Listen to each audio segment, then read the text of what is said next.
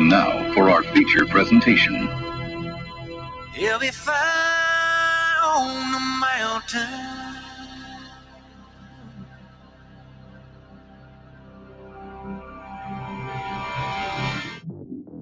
JB and Darren on the JB and Goldwater Show. Line drive right field, base hit. South Carolina wins the College World Series. Watson, touchdown.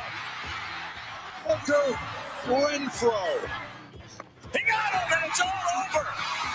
Coastal Carolina rules the roost. They win the championship. And South Carolina has won the national championship. The Senegal baseball team has done it again, but this time the Bulldogs beat one of the top teams in the country. They are giant killers. Get the ball to Bennett. He does.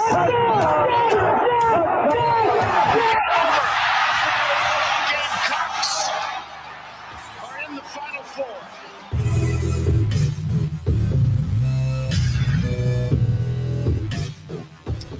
All right, greetings and a good Thursday afternoon, and welcome aboard the JB and Goldwater Show, live, loud, and online, and very proudly presented by Motley Rice. Causes not just cases. MotleyRice.com, driven by Stokes Volkswagen. Find them at StokesVW.com. Head to JBandGoldwaterShow.com for more on us, and make sure you pop a note into the Share Healthcare chat lines, and we will plug you into our program over the next couple of hours. It's going to be a very informational day. Coming up in about 30 minutes, Pat DiMarco with the Gamecocks. We all know who Pat is. It's our second segment with him of Talkin Ball with Pat DiMarco. So, yes, we will certainly talk about the Gamecocks, but I don't know that Darren and I would be doing our job if we didn't talk about what happened in the Bills game this past weekend. Pat obviously is still very much a Buffalo Bill,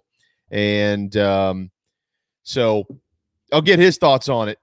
What would you do with 13 seconds left in the game? How would you manage that situation and things like that? PD is obviously not going to throw his former organization under the bus, but certainly be interesting to get his thoughts there. We'll talk to him about some of the other things going on with Gamecock football and then just some basic football conversation. It's a lot of fun to talk to somebody that, let's just be honest, knows much more than we do.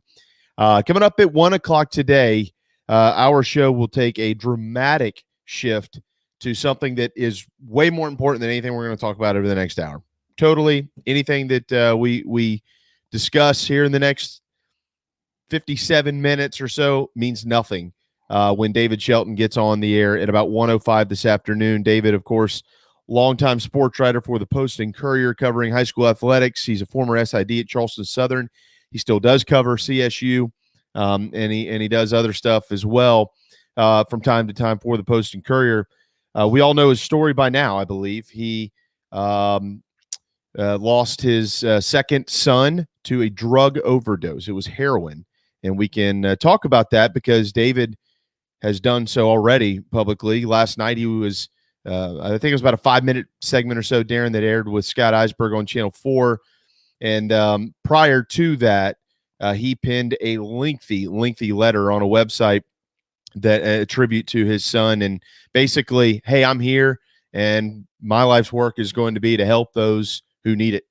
And so he and I texted a couple of nights ago, and Darren, this is how it all came together. I literally just retweeted his I haven't talked to him. You and I have tried to keep our distance and let him do his thing, right? And I just retweeted what I saw that he had put out on Twitter, and he sent me a message and said, I would be forever grateful if I could come on your show and talk about this. And of course, Darren and I, we're here for everybody, and we no problem. So I'm actually honored that he would even consider us as a platform for him to tell his story. But it's going to be a very emotional time, and he's going to be here as long as he wants to be here, and he can talk about whatever he wants to talk about. We obviously have some things we'll discuss with him, but there's things in life that are much bigger than the colors we wear. And I'll read this, Darren. You'll love it because, David toys with us from time to time. We talk so much Gamecock stuff here, and he's a big Clemson fan. And he sent me a message the other day and said, it's time to bring Cox and Tigers together and fight. This is bigger than sports. One team, one cause. Can't be said better than that. Yeah, good for him. This is not easy for him to do at all. And I think it was on his Twitter page where he said, it may have taken 55 years in life to find my purpose, but this is it. It's fighting this disease. If it helps one person, if it helps more than one person, if it helps him now, if it helps someone later, then however long he spent with us did its job. And if it helps him, then it did its job, because whatever he's going through is nothing most of us can even comprehend. And if getting something off of his chest, if starting a crusade against something that needs a lot more publicity in the opioid crisis, if that is going to make him feel better, if that's part of his healing process, right on, man. Here's an open phone line and let's talk. So it's not going to be an easy conversation. It won't be a comfortable conversation, but it's not supposed to be. And that's why it's been buried behind a lot of other things for a long, long time. It's not easy to talk about. It's not easy to see or hear, but it has to be talked about because it's a major, major problem that hit hard home twice for the Shelton family. I've had a busy morning with a bunch going on here. It's tax season, as we all know. And I just kept kind of coming back and thinking about this conversation we'll have today and jotting a couple of things down here. It's hard to script an interview like this. As you know, Darren, you've been in the business a long time.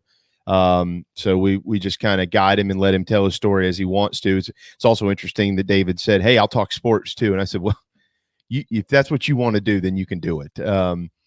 But I just kept trying to put myself in that mind frame. You have a little 8-year-old girl.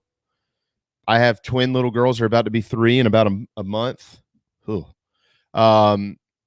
It's impossible. I mean, we've gone through a lot with our children with health issues that they have and will continue to have. But that's not something I can comprehend, losing not one, but 2 kids to a drug that honestly they were, it seems, helpless against, right? I mean, I've said this before. Unfortunately, I've been around my fair share of really bad things, whether it's been the family close to us, whatever. And I've always said the same thing, that you can't possibly fathom how someone else feels when it's not something you can even dream up. I mean, it's a terrible thing, but you can't possibly put yourself in that mind frame unless you're forced into it. And only then are you going to know what it actually feels like. That's true for a couple of different, mostly tragic type events, but that's why hearing from him is going to be helpful, because it's not something we can imagine. Hearing from him is not going to help us imagine it, or at least make us get to that point. Maybe it can help us understand a little bit more, but you can't. And that's why it hurts as bad as it does when things like that happens, because you can't imagine that. You can't explain what that feels like. And what he can do is what he is focused on, and what he can do is get the message out and hopefully help others. So that's what he's trying to do. For those that don't know David as well, he is a sensational human being, a guy who loves our area, who loves the state. He loves the Clemson Tigers.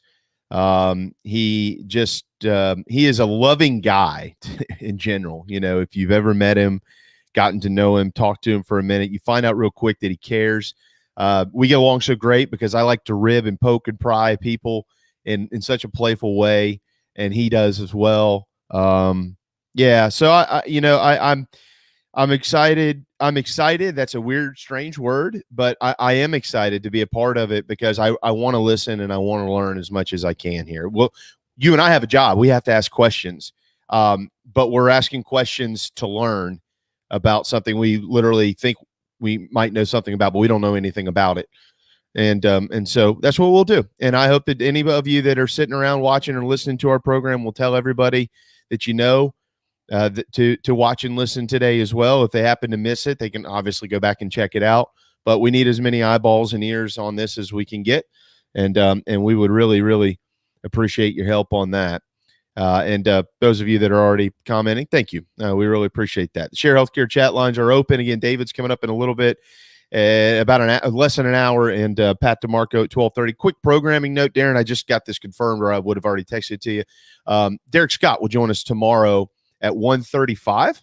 Good timing for him. Gamecocks on a 2-game winning streak, and they've got 4 in front of them, and we'll tell you more about that in just a minute and why it's such a crucial time. But last night, Carolina was able to pull away from Vanderbilt to improve to 12-7 and 3-4 in the SEC, 70-61 the final score.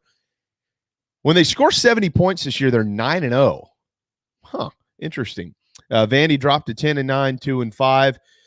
And Carolina now has set themselves up in a position where they've got 4 quad 1 opportunities in a row on deck. A&M and Mississippi State both on the road. Tennessee and Kentucky at home. The updated net rankings for those 4 programs, by the way, A&M's at 53, Mississippi State at 41, Tennessee at 11, and Kentucky is at 9. By the way, just to kind of get this out of the way here and for future reference, UAB is at 38. All right, which puts them 8 slots behind where they would need to be for that to qualify as a quad 1 victory for the Gamecocks. And Florida State is currently at I just they took a hit last night. Just lost my they took a hit last night. They're now at 70, down from 56 with that loss. So you got to be in the top 50 because that was a neutral site win for the Gamecocks in order for it to qualify as Q1. So right now it would still be Q2. Had they won the game, they might be either in the top 50 or knocking on the door of it. So just 2 things to monitor down the stretch. But overall last night, Darren, it was a good win. And there were some similarities to the Georgia game. Now, keep in mind that the 3 victories that Carolina has this year against Georgia and Vanderbilt, none of them are at the top of the SEC standings. Georgia's actually all the way at the bottom, and Vanderbilt's just a couple of steps in front of them now at 2-5. Of course, they wouldn't be if they didn't take 2 losses against the Gamecocks, who are now 3-4 and a half game ahead of Florida. But they had another big spurt last night where they went on, I think it ended up being like a 30-6 run or something like that. It was a big one. Josh Gray keeps kind of coming into his own. That's what Frank wanted out of him, Darren. He's still learning the game at this level. They literally wanted a guy who could protect the rim, not foul out, chip in 6 or 8 points a night, and grab 6 or 7 rebounds a night. And they're starting to get that from him. And that when Frank gets a developmental guy down low who the light starts to come on, if anybody's followed over the years, and he gets a point guard like Jacoby Wright who's kind of starting to figure it out, which helps Jermaine Couisnard, his teams start to figure it out. When he's got a guy who control the point and a guy who can figure it out down low, they start to find answers. So from an optimistic perception or view of this for Gamecock fans, if you study the basketball and have studied Frank Martin teams, there are signs pointing in the right direction. The flip of that coin is this, in my opinion at least. You got to find consistency in that. You can't have a spurt here and there. You got to clean up the free throws. I'm sure you're about to mention that, but you've got to find consistency in that play, but they're beginning to see more of it. So maybe that's a positive sign. So the free throw thing to me, like, it's a problem. It's obviously a problem. Can't shoot 40%, but it's not. It's not the biggest issue. So the optimistic view is there, right? That they've got back-to-back wins. They might be starting to put things together. That's the optimistic. The let's look at the numbers and be realistic. The games they have in front of them, they're going to be heavy underdogs. I looked into the A&M game a little bit this morning because I didn't go much past the A&M game. Horrifically bad matchup for South Carolina. As strong as Texas A&M is, as often as they turn over their opponent, defensively, their metrics are absolutely off the chart. The similarities that South Carolina has in their last 2 wins, their turnover percentage offensively and defensively were 2 of their best 6 games of the year there. In the Georgia game and the Vanderbilt game, their turnovers offensively and defense, percentage-wise, not just the numbers, percentage versus possessions, some of their best numbers. In fact, 2 of their top 6 numbers of the year. Throw out the Allen game. That was in there too. I'm not counting it. But that game, by the way, doesn't count in no, your rankings. no, it doesn't. It Yeah. shows up in Ken Palm rankings and whatnot, but I'm not going It to doesn't count for anything. No, it doesn't count for anything. So the good news is when the Gamecocks can be efficient, right? They're going to be in some games. The problem is, the consistency isn't there on a game in, game out, in-game type of basis. And can you actually have these performances against teams that are not Vanderbilt and Georgia? Because last night, it wasn't so much the offense that started clicking. The offense had an easier time of it because defensively, they switched to a zone, and for whatever reason, Vanderbilt couldn't figure it out, and Pippen turns it over 7 times again. Yeah. And that led to easy opportunities for South Carolina. Those opportunities are not going to be oftentimes appearing to them when they go through the rest of the schedule outside of another game with Georgia and a game with Missouri. Other than that, they're going to have to steal a couple games and steal them in pretty big number fashion. Bingo. Yeah, absolutely. You're spot on. I mean, there's some good news going into the A&M matchup, which is 8:30 Saturday night, which is that Frank Martin has seemingly owned Buzz Williams, one of his best friends in coaching. He's had his number for years now. Buzz, he's had some good teams at A&M. I think this one might be his best. So that's going to be a great challenge. I guess what is that? 7:30 tip in College Station on Saturday night. And you're right. You're absolutely right. It is I was on the phone with somebody this morning, Darren, and one of the reasons that I love sports are because of what is upcoming for the Gamecocks. It's going to be an honest moment. Like you're not gonna, unless they flipped a switch in the SEC tournament and won it. What will be decided coming down the stretch? Not just those 4, but then you do have to go to Georgia after that. Who, by the way, beat Alabama at home then, right? You got to go to Ole Miss, and then it finishes like this: LSU at home, Mississippi State at home, at Alabama, home against Missouri, at Auburn. That is brutally difficult. Pairing that with what I just mentioned, A&M, Mississippi State, Tennessee, and Kentucky. So what I was getting at this morning, I was talking to somebody about it, and I said, hey, this is going to be an honest assessment of who you are. You're either going to earn it or you're not good enough. That's it. There's nothing else to it. No, I mean, you can look at little things in the games and had this gone that way, and had they hit a couple free throws, had they not turned it over here, they would have won. But at the end of the day, when the season is over on March 5th, the regular season, and they get to look at it as a whole, especially this stretch run, because they're in the thick of it. They're 3-4 right now in the league. They're not out of it. 12-7. They've got some good non-con wins. They have an opportunity. Now it's prove it time. So you're either going to be good enough or you're not going to be good enough. Your record will tell you what you were at the end of the year. And then from there, you'll figure it out. So, yeah, Darren, I think everything you said was spot on. If you wanted to break it even other than that, I would go as far as to say that the next 4 games, you have probably got to figure out how to win 2 of those. And I know everybody thinks, well, that's not possible. Seems not possible, but they got to figure out how to do it. And then down the stretch, the last 7, guess what? You probably got to figure out how to win 4 of those. And this is why the 2 games right here were big, because the only possible way some of that can happen is if this team builds a little bit of confidence.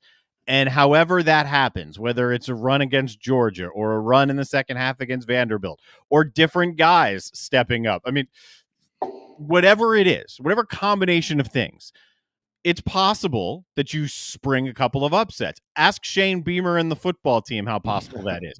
It's possible.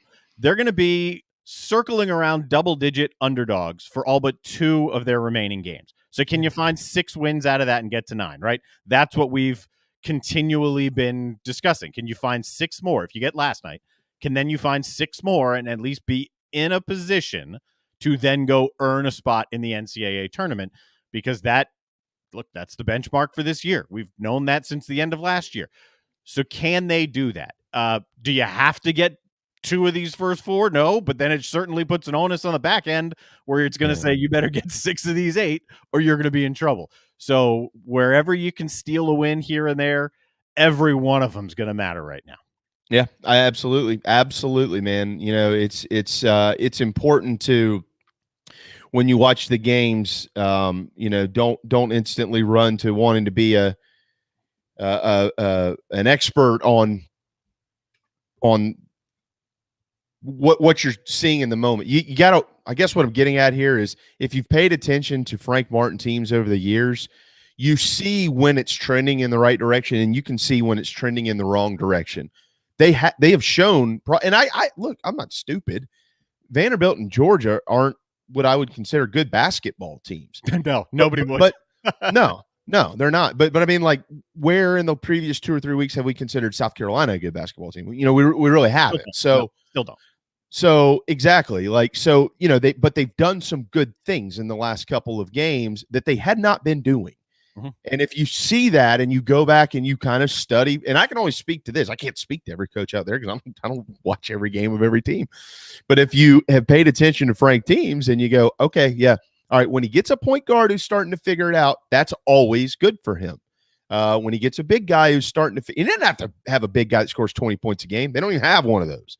But if they have a guy who understands his role in Frank's system, as you know, it's a defensive role first. Then things start to kind of work themselves out from there. The issue is, in my opinion, when they go on the road for these next two in places that are going to be really energized against two teams that are pretty good and trending well towards the NCAA tournament in both A&M and State, when things go awry, how do you respond to that? Or do you respond? And that's a big question mark for me. Yeah, and this team, the negativity surrounding it is understandable and deserved. They're playing well defensively. They're playing much better than it may appear, and it's playing better than it probably feels. But it's the offensive end that needs the consistency, that needs to figure it out. That a lot of things that we've discussed, and I'm not even talking free throws here, which obviously you should hit a couple more than you're hitting. Just simply the execution part, knocking I've pointed out these 2-point mades a lot. You mean bottom 100 in the country in that, right? That bottom of the SEC in that as well. I think 14th in the SEC in just making your twos. So when the opportunities are there, can you convert them, right? The offense has been the issue. So that's why last night, if you want to take the positives, the 2 wins that you just had, like I said, top 6 games in offensive and turnover percentage, offensively and defensively, and that led to easier points offensively. It helped fix the offense by turning them over.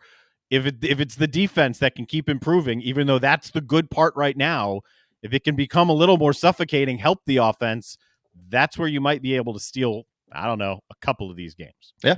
Well said. I totally agree with that. By the way, Gamecocks last night, only 30% from long range, but inside of that, 20 of 38, better than 50%, as Darren just pointed out, having to try to get those easy buckets when you can. And they last night, they were pretty good at doing so. So again, I'm going to stay optimistic around here as it pertains to the future of Gamecock basketball in the coming ball games. It's an honest stretch. They're either going to be really bad, they're either going to be really good, or they're going to hang in there. And right now, I think if you're a South Carolina fan, you probably just need to hope that they hang in there. Yeah, hang in there. Thick skin. That's a good way to put it, because they're going to take their lumps in this stretch. It's like, can you bounce back? Can you learn from some of them? Can you hang in there, learn from a thumping, and go out and play better the next time? Because absolutely, it's going to happen in this stretch. Yeah, no doubt, man. But they win last night, so congrats to the Gamecocks. For those that haven't taken a peek at the SEC standings, just as a point of interest or a reference point, I guess here, Auburn is at the top at 8-0. Followed by Kentucky, Arkansas, and Tennessee are tied at 5-3, and then at 4-3 are both A&M and Mississippi State. 4-4 LSU, Alabama, and then there's South Carolina right there at 3-4. So, if you want to simplify it a little bit, well, now wait a second here. If they just beat the next two teams, they're above them in the standings, right? Well, yeah, pretty much. And you got to play the other guys. but then there's other games. Speaking of Auburn. Reports out there that Louisville has already contacted Bruce Pearl. For those that maybe missed the news, Louisville and Chris Mack have decided to separate and move in different directions. Chris Mack, I think, got a $4.9 million buyout. And Darren, I mean, we won't spend a ton of time on this until maybe there's some more teeth to it. If you ask me what's the better basketball job, I mean, duh, it's Louisville. I get that. But I mean, if you're Bruce Pearl, look what you've done.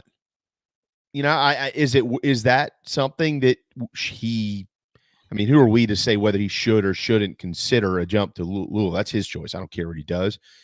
But when you compare the two jobs, what would he gain outside of prestige that he doesn't already have at Auburn? Interesting question. Mark Ennis was on with Packer and Durham this morning. And by the way, so was Debbie Antonelli. I love listening to those guys in the morning. Nice. They're good, man. Yeah, I mean, it's a very light morning show that gives you the sports you need too. And there's a little bit more than just ACC, but it's obviously ACC. That's a total side note. Mark Ennis was on. He is a Louisville sports radio host. One of the first names he brought up was Bruce Pearl.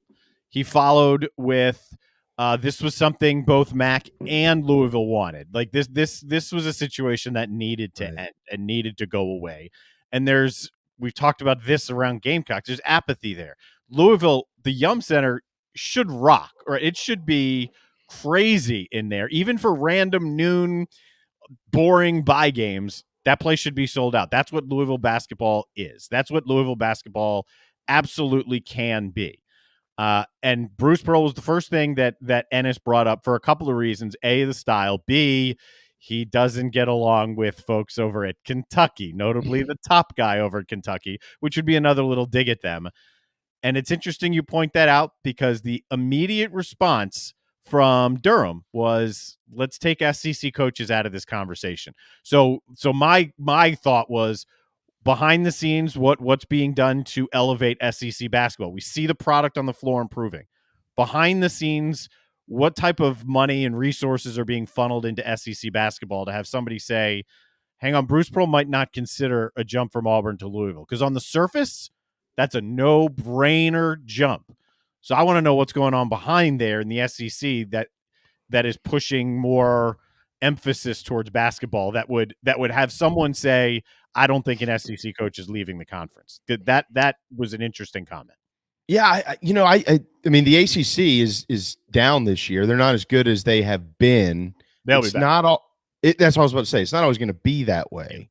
Will the SEC consistently maintain the strength that it's built itself to this year? I mean, I don't know the answer to that question. It's certainly trending in the right direction. It looks like there's going to be some staying power there for a while. I mean, he just had Auburn in the Final Four, man. I mean, it's probably going to be a tough decision, but I mean, he's got something really working down there. And if it was me, it'd be hard to leave the Plains. But again, Louisville, I don't know.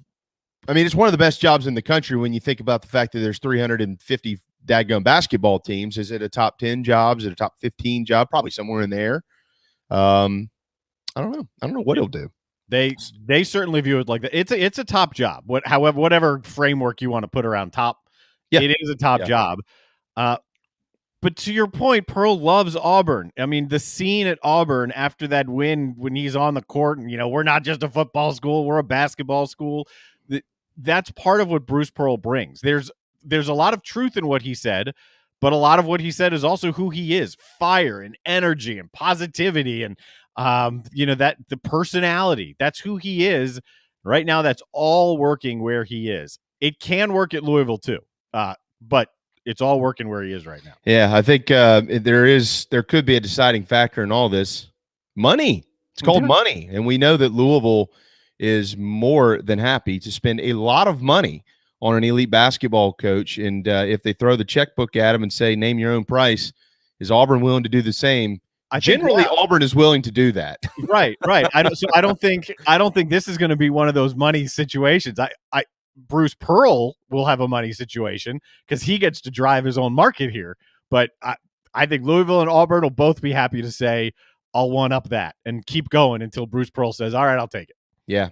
You're kind of tucked in bed a little bit down there in Auburn, man. People are paying attention to you because you're really good, but when you're not that good nationally, there's not a bunch of heat on you. It's just to be expected. But at Louisville, if you're not that good, there's almost more attention on you because you're not good than there is when you are.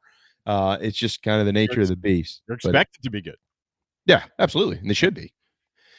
All right.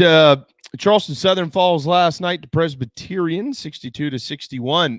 And we mentioned yesterday that Winthrop SC Upstate game could be really good. And my God, was it 95-91. Winthrop beats Upstate in overtime to improve to 6-1 in the Big South and take control of that side of the division.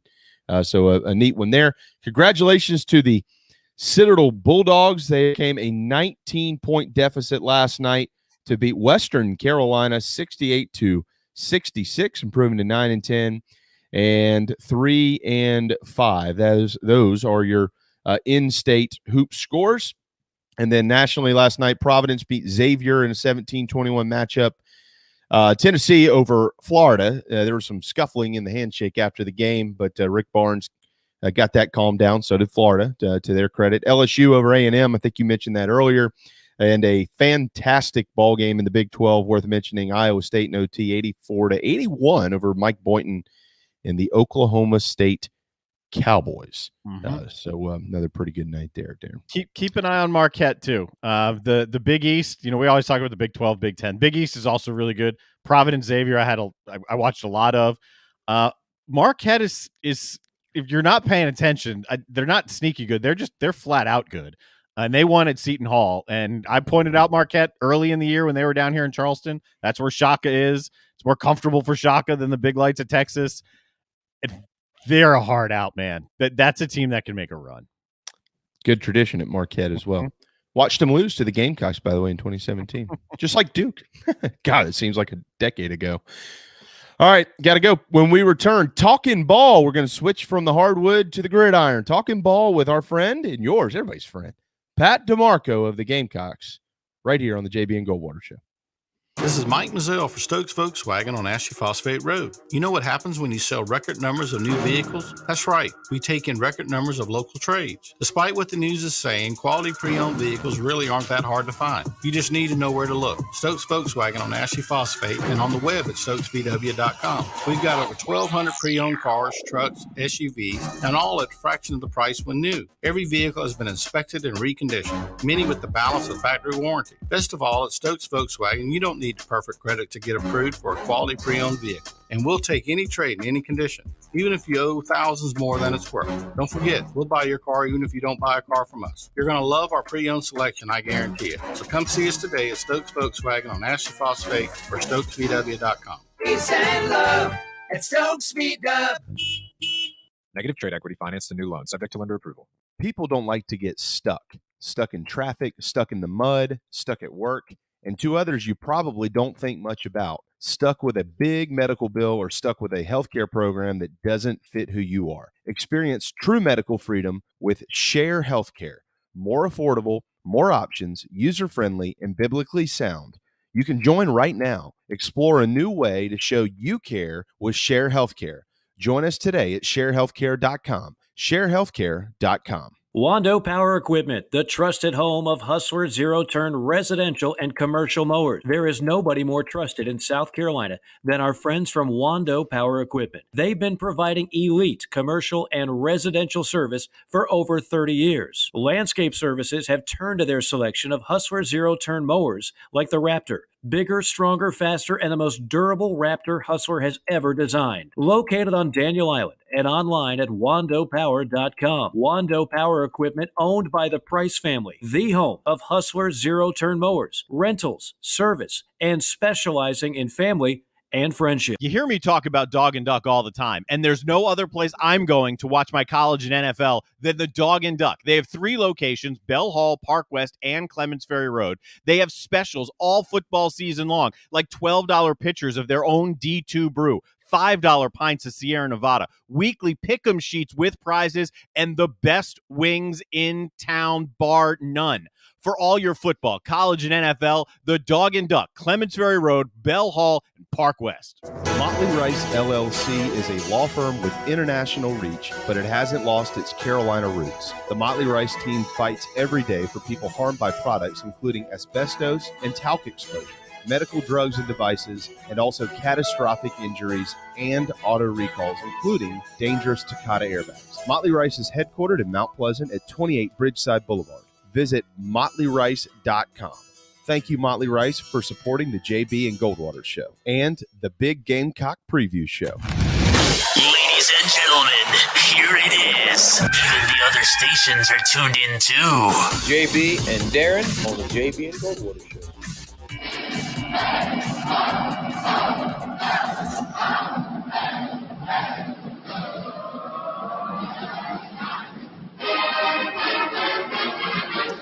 $12:35 Thursday afternoon, January the 27th. The New Year's almost a month in, Darren. I don't know where it's going, but it's going somewhere. I know where it's going, right towards college baseball season. Coach Kingston met with the media this morning. Starting next week, we'll start getting our head coaches in here.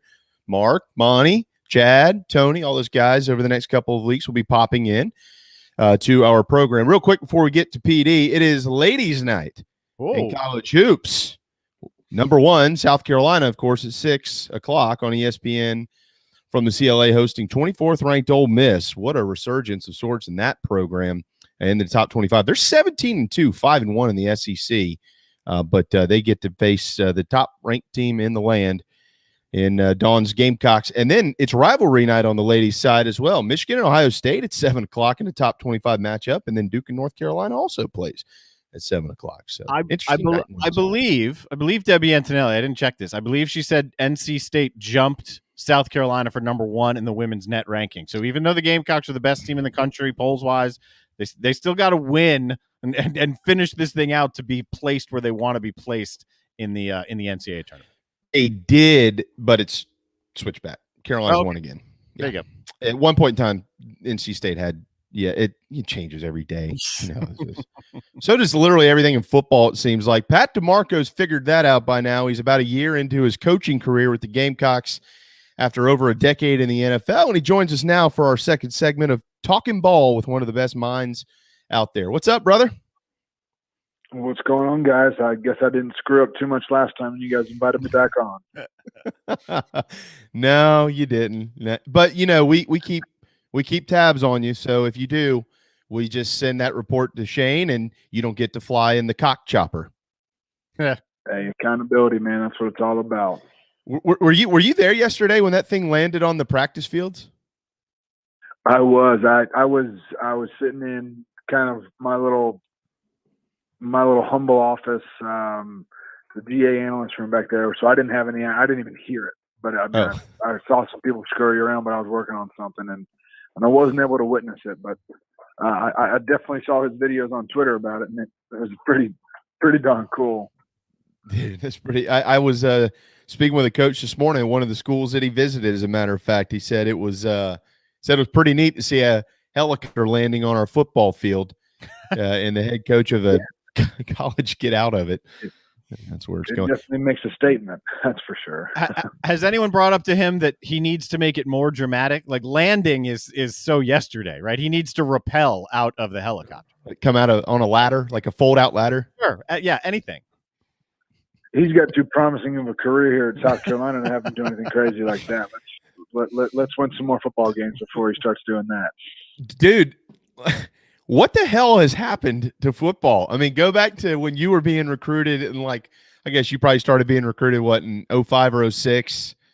And I was getting recruited in 5th or 6th grade. I don't know what you're talking about. Well, see, you think you know somebody and you don't.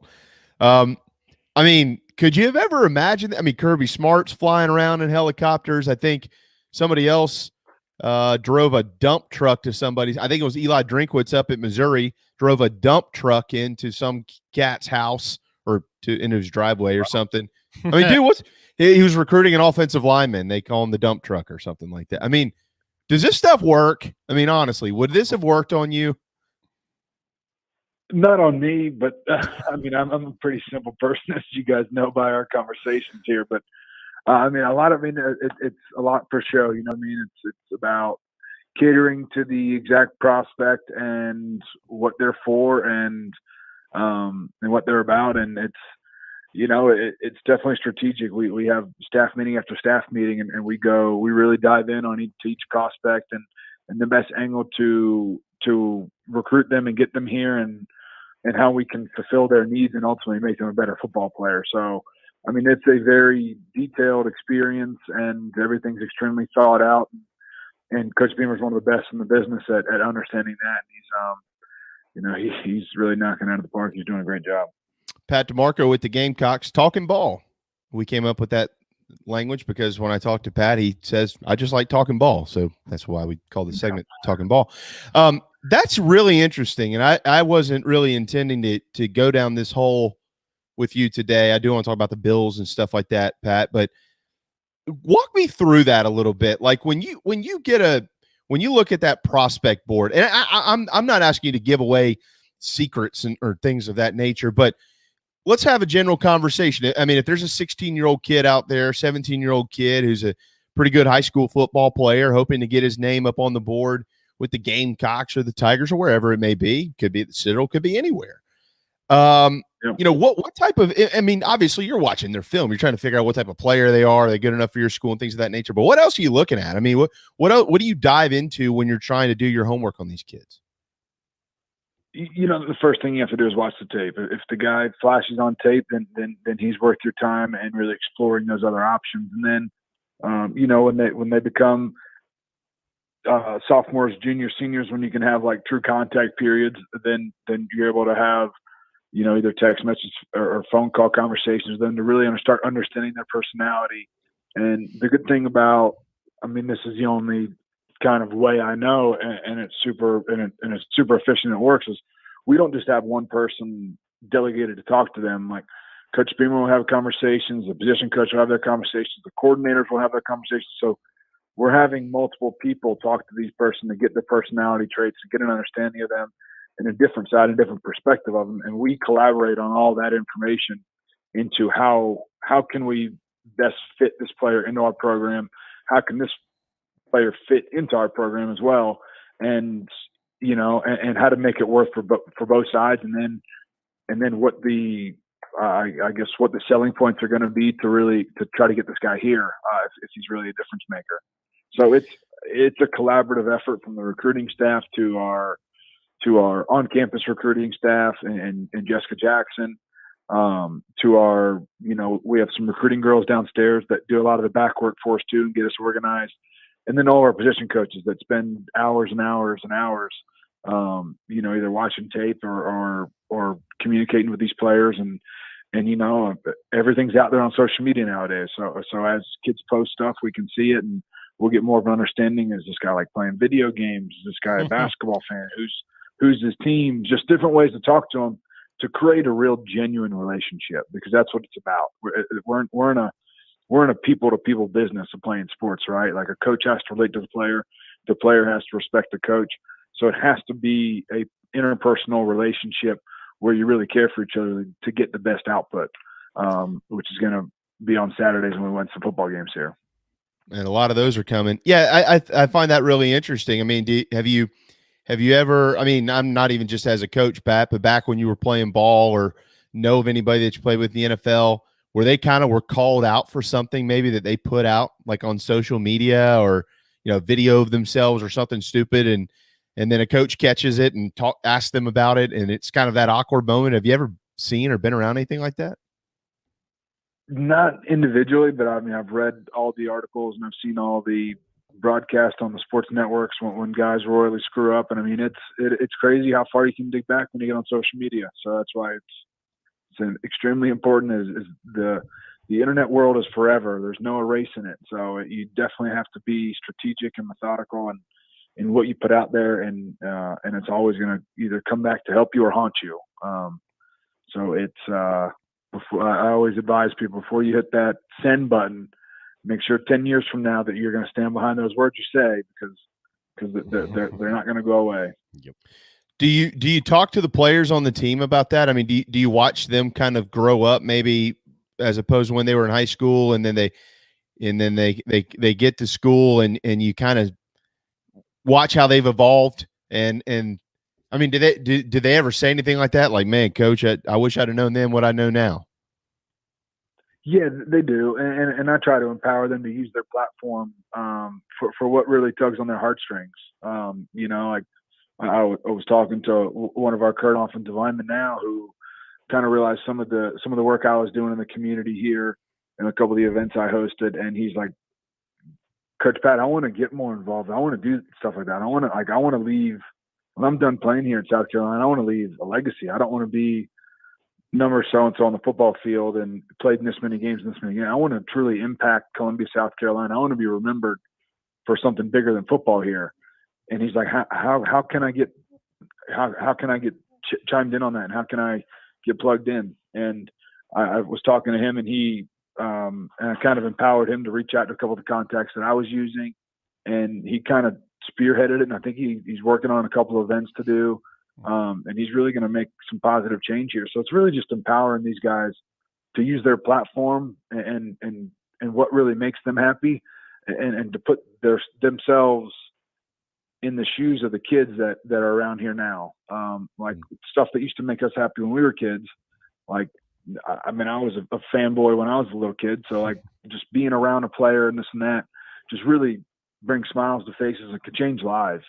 So I just try to empower these guys to use their platform here that's given to them by playing sports at such a great university. And it's been, all the guys have been super receptive to it. And I think we're really impacting these guys, not just on the football field, but for the next 10, 20, 30, 40, 50 years in their lives. And that's why I'm here, Coach. And that's why I'm doing what I'm doing. I'm not necessarily just doing this for the X's and O's. Like I really want to affect lives, especially into our younger generation, which is eventually going to, be running this place. So it's been really cool.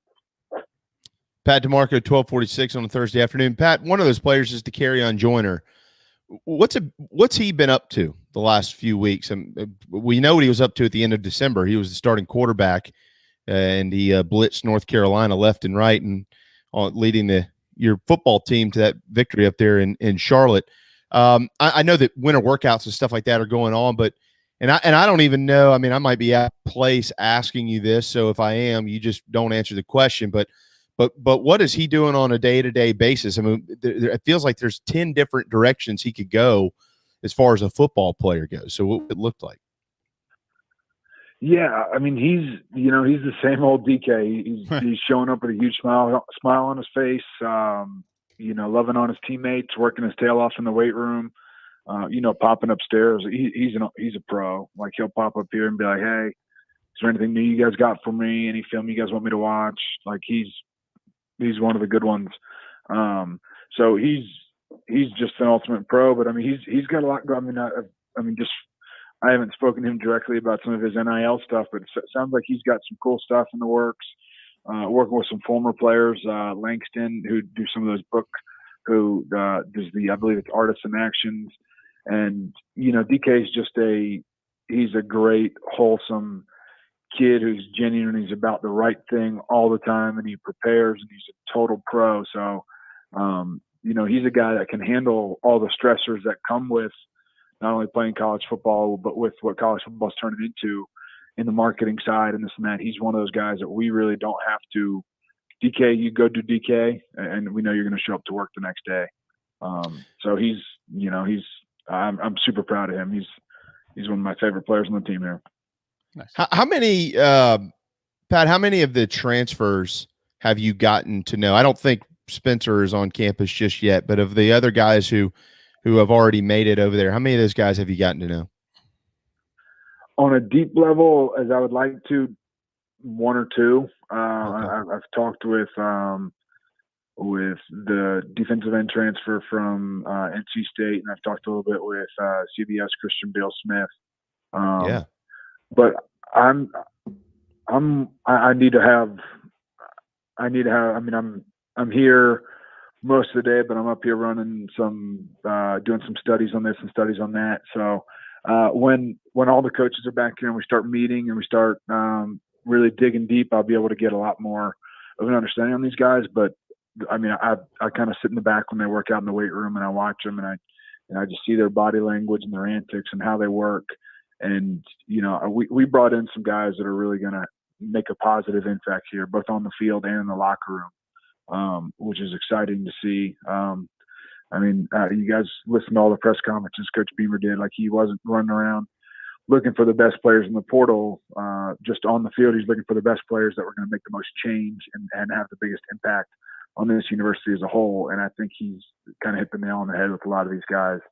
And I'm excited to see not only how they make us a better football team, but how they grow our leadership of our young players, how they mentor some of our young guys, how they kind of evolve this program into being a powerhouse. Yeah, I mean, it's so interesting from what it used to be. I mean, you're plugging in guys. Some of them have been in football 3, 4, 5 years. Back in the day, that was not the case. You had recruiting class after recruiting class, maybe some JUCO guys, and then if you had a transfer, he was going to sit out for a year before he had a chance to play. But now, Pat, these guys are just coming in, and some of them take positions over guys who've been there a while. This is not just at South Carolina. This is all across the country. You know, how do you manage that? How do you manage it when you got a guy who's maybe been a starter for a year or half a year or a couple of years, and then you get someone who's better in the portal who's interested in your school, you sign him, he comes in, he's going to play, and the dude who literally to no fault of his own lost his starting job just because somebody who via a rule change can come in through a transfer and take it. How do you manage that in the locker room, or has it been difficult to manage at all? It really depends about the people in your program and the players that you have. If you recruit the right guys that are wired the right way and love this university for what it is, then you really got nothing to worry about, because they know they're in the right place and they know when their number's called that they're going to have to stay ready. But I mean, just to be pretty blank, pretty like real and honest. I mean, this is kind of like a mini NFL, right? With free agency and all this stuff, with the portal. So it kind of takes me to my NFL days and kind of the revolving door with guys leaving, guys coming. And it's about filling those spots, filling those needs, and making the best team. And we're in a production-based business in college football, where you have to go out there and you have to win games. And from a player standpoint, like, you have to go out there when your number's called, you got to make plays. So you always want to have the best guy on the field out there, but Coach Beamer's creating a roster here where if you're here, it's because you want to be here. If you don't want to be here, then he's quite frankly, he's not begging you to stay if you don't want to be here. So he's building this thing the right way with people that love this university and are, eventually are going to be former players like myself and are going to be bleeding garnet and black the rest of their lives. So I'm super excited for the future here, and I think Coach Beamer is doing a fantastic job with just getting this thing down the right lane and heading down full steam. All right, I got to ask you this, then I want to get to your Bills and I'll let you go. But, as a former running back yourself, you see Kevin depart for the NFL, Zaquandre depart for the NFL. Well, that'd be neat. I can't remember it ever in my lifetime where the NFL draft called 2 running backs in the same draft from the University of South Carolina. So hopefully that happens and both their names come off the board. I think there's a really good chance, because those 2 guys are not only phenomenal football players, but they're phenomenal men, and they're going to have. I mean, I told them within my first, just right after spring ball, I told them both. I said, "You both are NFL backs. For you guys, it's about having production this year.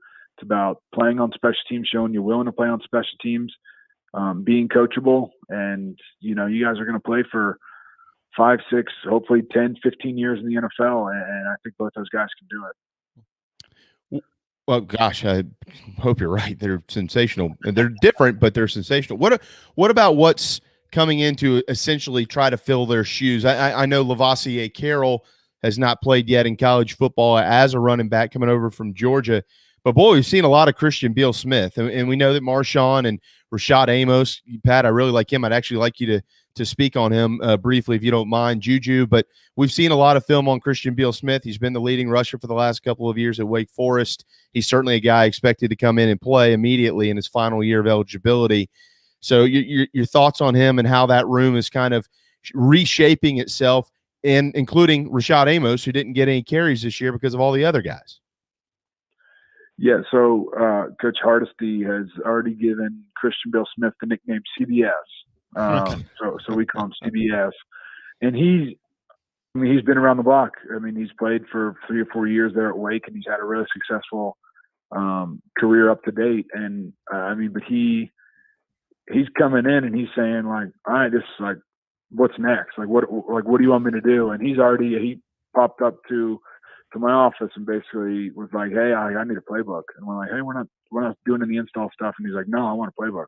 I want to know this stuff before you guys install it. So he's going to be a really exciting player, not only on the field, but in that meeting room, just to have that leadership role and a guy for the young guys to turn to on how it's supposed to be done. And I tell you what, that kid can play too, man. I watched all his tape in the last 2 years from Wake Forest, and he can really go. He's physical. He's a 3-down back. He's willing and he's able to in pass protection, sticking his nose in there and blocking a Mike linebacker coming down the middle. He's effective kind of in one-on-one routes against backers and safeties. He's great patience, good vision, good body control. He's kind of the whole package. He's going to have a huge impact for us this year. But Lavoisier Carroll, like I watched his Georgia DB tape and the dude can flat out fly.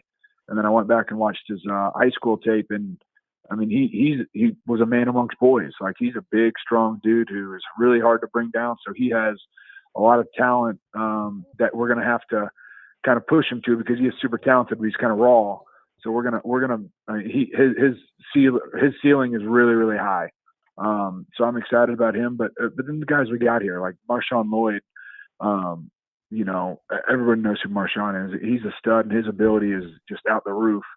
And he's the type of guy that you really love coaching, because he's a total pro as well. Like, he knows the playbook just as well as the coaches do. He's up here late at night studying, up in the weight room getting an extra workout in the training room getting extra treatment. Like, he's the type of guy that you really root for.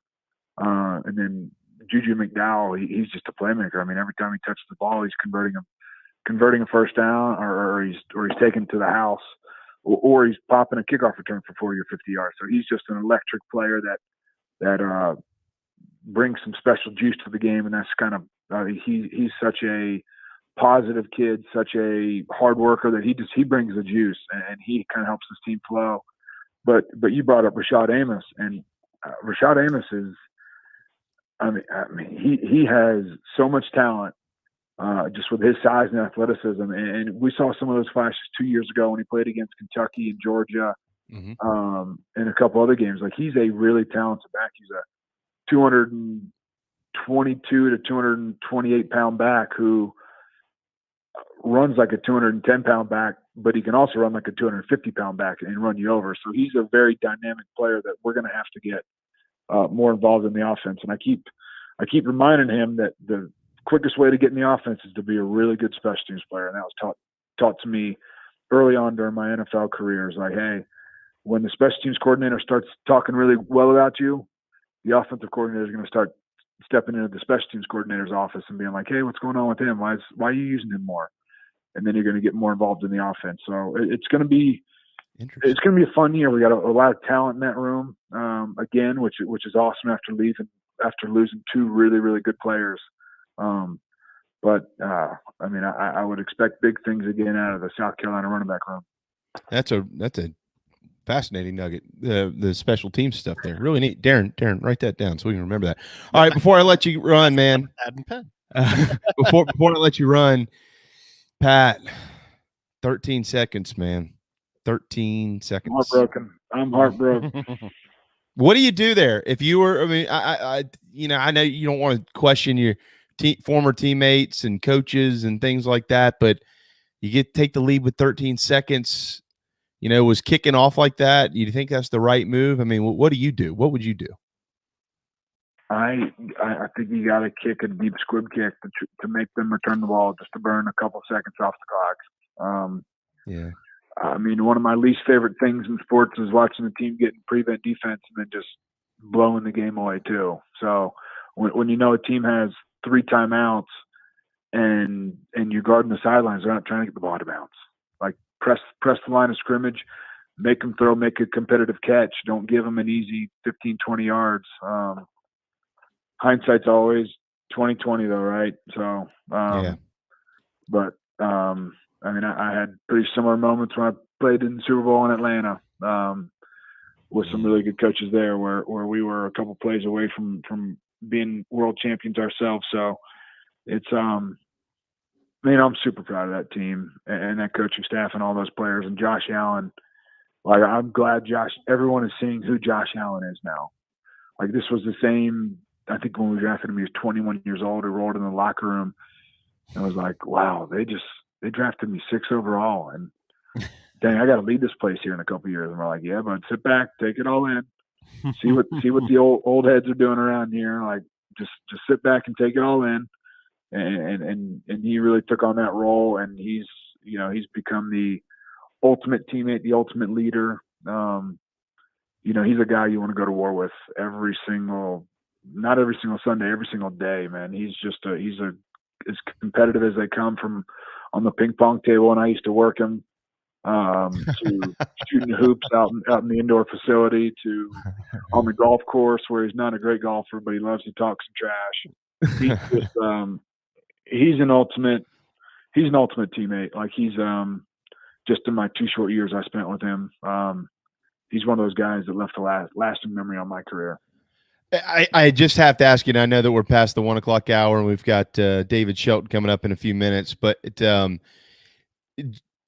just foreshadowing a bit here. I couldn't help but think in that game, are we maybe watching the newest version of Peyton and Brady with Pat Mahomes and Josh Allen? Like, is this the next respectable quarterback rivalry in the NFL where these two, they respect the hell out of each other, but damn, they're good, and they're both really trying hard to win? Yeah, I would say we have two completely different athlete classes there. Oh, yeah.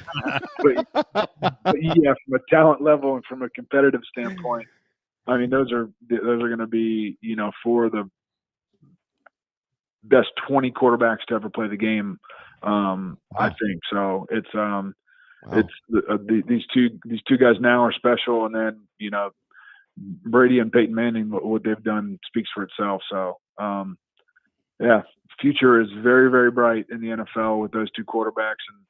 And I mean, let's talk. I mean, we don't have much time, but the last weekend of football, holy cow! Mm-hmm. 4 games were decided on the last play. It's like, I mean, I'm sitting there watching them with my 5-year-old son. I'm like, buddy, do you know the impact of these games?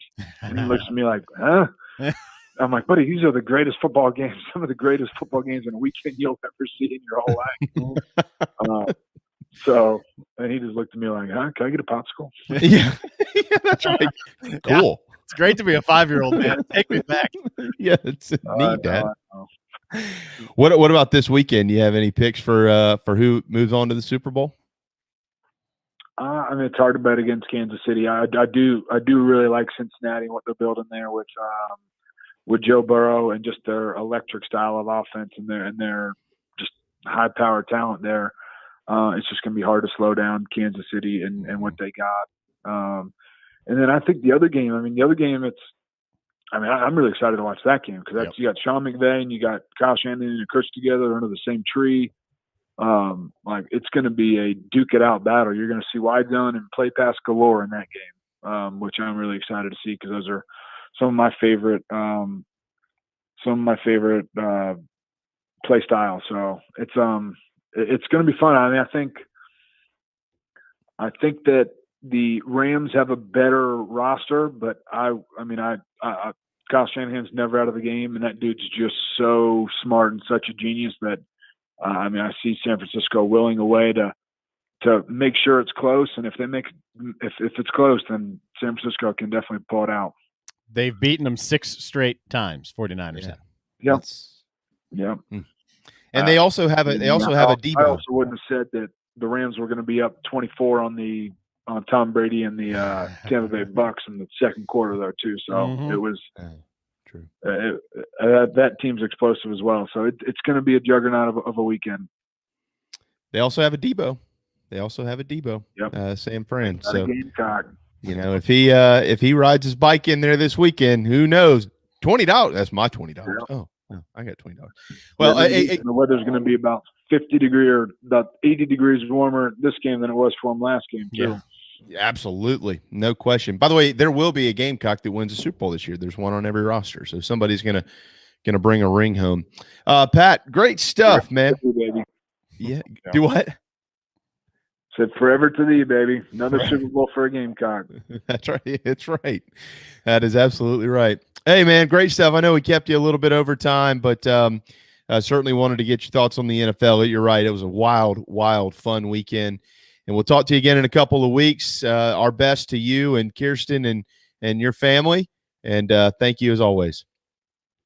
Sounds good. Thanks, fellas. See you guys in a few weeks. Later. Yes, sir. Talkin Ball with Pat DiMarco of the South Carolina Gamecocks.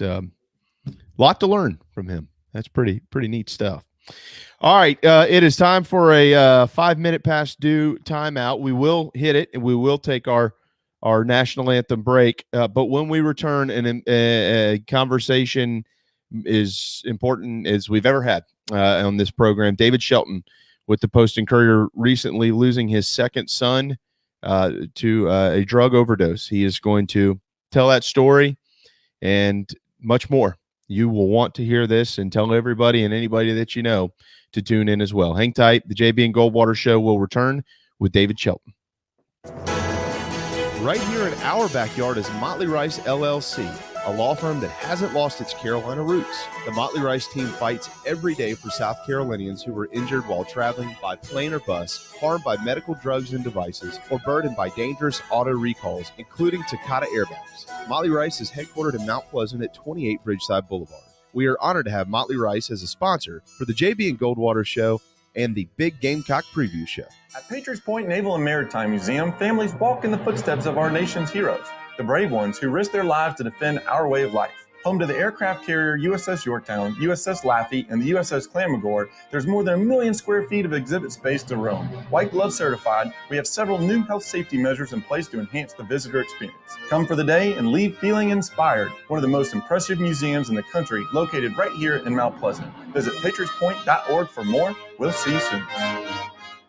People don't like to get stuck in traffic, stuck in the mud, stuck at work, and two others you probably don't think much about, stuck with a big medical bill or stuck with a healthcare program that doesn't fit who you are. Experience true medical freedom with Share Healthcare. More affordable, more options, user-friendly, and biblically sound. You can join right now. Explore a new way to show you care with Share Healthcare. Join us today at sharehealthcare.com. sharehealthcare.com. This is Scott Glaze, head golf professional at the Links at Stono Ferry, located on the outskirts of Charleston, South Carolina. I'm inviting you to tee it up on one of the most scenic and challenging courses in the Lowcountry. Our back nine is highlighted with 3 holes that border the Intercoastal Waterway. Visit stonoferrygolf.com to book tee times and discover all that Stono Ferry has to offer. The Links at Stono Ferry is a former South Carolina Golf Course of the Year and is also home to the College of Charleston men's and women's golf teams.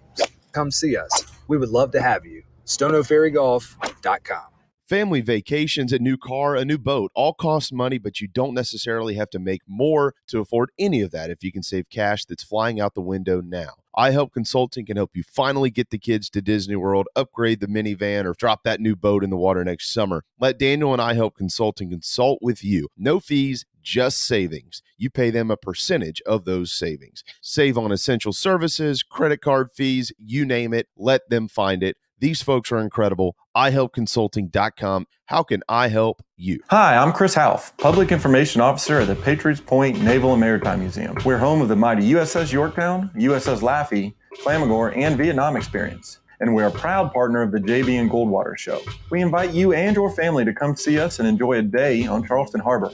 Visit patriotspoint.org for more information. And now, it is my honor to present the National Anthem.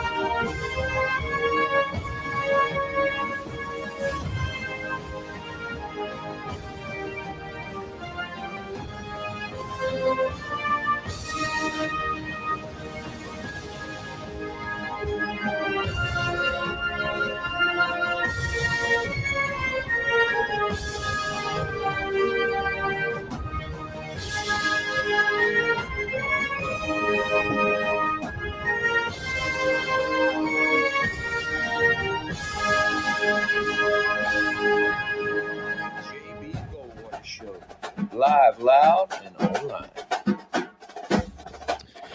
1:10 Thursday afternoon. It is our final segment of the day on the JB and Goldwater show. Very proudly presented by Motley Rice. Causes, not just cases. MotleyRice.com. That should mean something. If you go to the Motley Rice website, they have been fighting the opioid crisis in America for decades. And they are one of the law firms that has been at the forefront of it for a long, long time. Darren Goldwater and myself are here every day from 12 to 2 o'clock to talk about sports. But today, sports in this hour is meaningless because David Shelton, who generally joins us on Thursdays to also talk about sports, is here to talk about something that is bigger than anything and everything we've ever seen, done, or been a part of in sports. And that is what has happened to 2 of his 4 children who have both passed away. We haven't spoken to David in a few weeks since before this happened. But it's always a pleasure and a privilege to have him on today. It's an honor. David, how you doing? Well, you know, we're making it. It's day by day. It's not, you know, just like in anyone else that going through a situation like this. You have good days, you have bad days, you have good minutes, you have bad minutes. But you know, we're going to make it. We're going to be okay. You know, I mentioned to Darren earlier, David, that I've been thinking about this a lot, and you can't script an interview or anything like this, so you just and you can't put yourself in your shoes. So you know, I thought the best thing to do is I'd like to start with you. I'd like to go way back, and I want you to tell us who your family is. You've got 4 children. Tell us who they are. Tell us who they are. What are their names? Tell us about them. Well, my oldest was Ryan, and he was the first to pass away in 2014 on February 15th, and but he was the first. And then I have a daughter who is Megan, who is 2 years younger than Ryan. She's now 32, I think. It all runs together, but. I know she has 2 kids, and they're both my grandkids, and they are my world. Caden is 11, and Emily is going to be 6 next week, and we're going to go bowling. That ought to be fun for a guy with torn labrum. But and then my second son, third child, is Brandon, who works at Charleston Southern in the video. He helps with the streaming and. Is learning to produce and learning. I mean, he's been there for several years, but just a great kid. You know, very thoughtful, very introspective, an unbelievable writer. Probably better than his dad, to be honest. But he doesn't write sports. He writes about other things, about life and stuff. He's very thoughtful. And then we had Justin, who unfortunately succumbed to the heroin addiction a couple of weeks ago, and so he was neither him or Ryan or Brandon. None of my boys are married or they never had any interest in being married. My daughter's the only one that is married and has kids. So you know, two of my opportunities for more grandchildren are gone. So I'm kind of, you know, hoping Brandon will fall in love and give me some more grandkids, but he doesn't appear to be going down that road. So we'll see. I also want to point out to everybody, if you haven't had a chance to spend 10 to 15 minutes to read this tribute that David has unbelievably written, it's the website is justintribute.weebly.com, and it has been retweeted by David Shelton on Twitter at @dshelton66. It has been retweeted by myself. It has been retweeted by Darren. And if you can't find it there, then you send us a message or whatever, however you want to contact us, and we'll get it right in your hands so you can read this as well. All right. So Ryan passed away in 2014. That is your oldest son.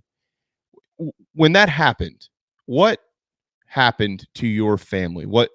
How did things change? How did that affect your other three children, Megan, Brandon, and Justin?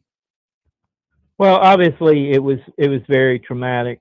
He was the oldest. He was the dude in the family. Everybody, kind of looked up to him as the oldest child, and he was actually also a very good baseball player.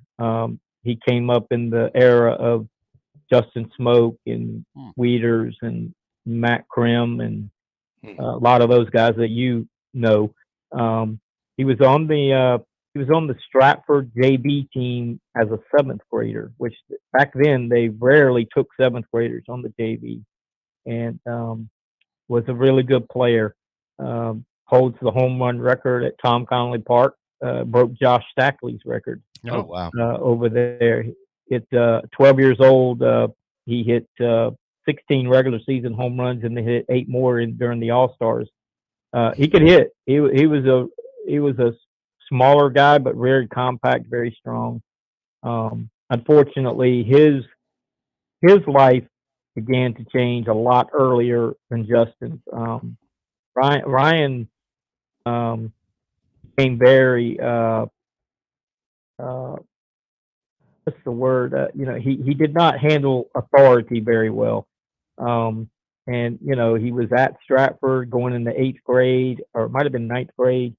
And the coach at the time, John Chalice, who's a very good friend of mine, told him he needed to. Back then, Stratford had no facial hair. You couldn't have long hair. You couldn't. And Justin was just very obstinate and said, no, I'm not. It's not like he had a full beard, but he was hitting puberty, and he just said, no, I'm not going to do it. And as smart as he was, he hated school. He was very intelligent, hated school, dropped out at 16, took his GED, aced it with flying colors. In fact, his GED test score was good enough to get him in any school he wanted to go to. Wow. But he didn't like school. That was the problem. He didn't like direction. He didn't like to be told, you need to do this, you need to do that. But it was a great kid. He just had a different personality, and he got in some trouble, through his late teens, early 20s. Justin never got in much trouble, but Ryan was different. And Ryan actually was just had a bad back. He had developed an issue with his spine that was giving him a lot of problems, and that's where his addiction began. He had always been smoke weed and stuff like that. But the pain in his back became very, very hard to deal with, and he went another route. He wasn't a heroin guy. He was an opioid guy. He took pills, and the pill that he took on Valentine's night, it killed him. He never woke up, and so it was different. And I tell you, and I've told a few people this. At the time, I was kind of known for my job. I was as a sports writer, and I was very embarrassed. I feel awful now at the way I was back then. I was very embarrassed, to lose a son to drug overdose.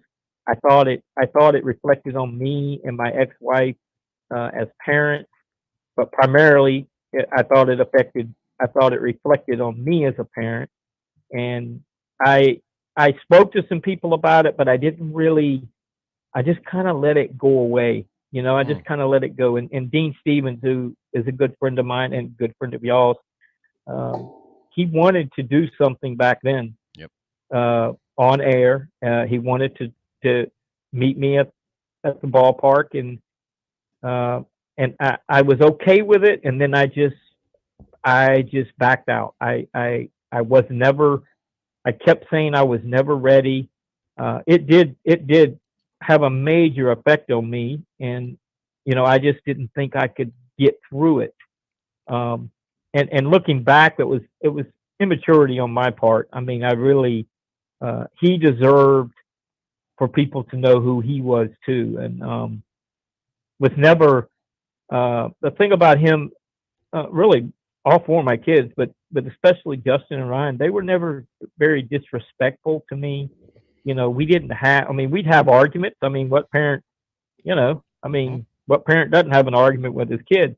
But they were very respectful, and they told me many times, you know, our problems are not due to what anything you did or didn't do. And for a long time, I didn't believe that. I'll be honest. I really thought that I could have saved both of them. But with Justin's situation, his was, when Ryan was going through his stuff, he was out. Like we didn't talk every day. I did not see him for months at a time. You know, maybe a text message or holidays. He was very much out on his own. Justin was a totally different deal. I mean, he lived with me. I saw him every single day, and we went to dinner a lot, and we'd go to movies, and obviously we had a connection with baseball, and you know, so it was even up until the time of, you know, the last month before Justin died, he was with me. So I think that situation, because I was so involved in his everyday life and going through the struggle with him, as opposed to Ryan, I wasn't going through the struggle with. I knew what was going on, but it wasn't visible to me on a daily basis.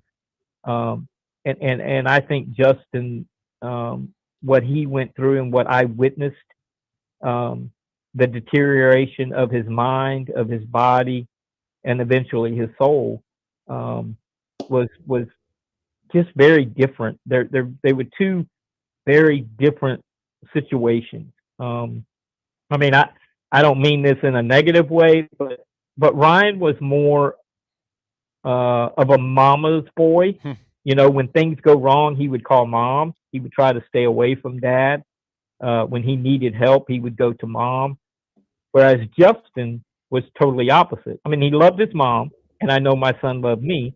Ryan loved me, but because Justin and I were together from the time he was basically like 11 or 12, when we were divorced, and he eventually came to stay with me. His mother was still involved in his life, but you know, when it hit the fan, so to speak, he would come to dad. So I think there were just two different situations, except the one common denominator was both were weak-minded, did not handle adversity well, and they turned to drugs instead of, you know, me or a counselor, or, you know, they escaped reality on a regular basis. And that's what drugs are. Drugs are an escape from reality. It's funny. I spoke with a person a couple days ago, and I am the type, I don't even like taking Tylenol sinus, you know, like I don't like to take medicine. I'm a diabetic and I take insulin shots, but I'm one of those that, you know, I've never trusted medicine. You know, it was crazy for me to take the vaccine, but with my diabetes and my kidney issues, you know, I felt like I needed to do that because I really am susceptible to infection.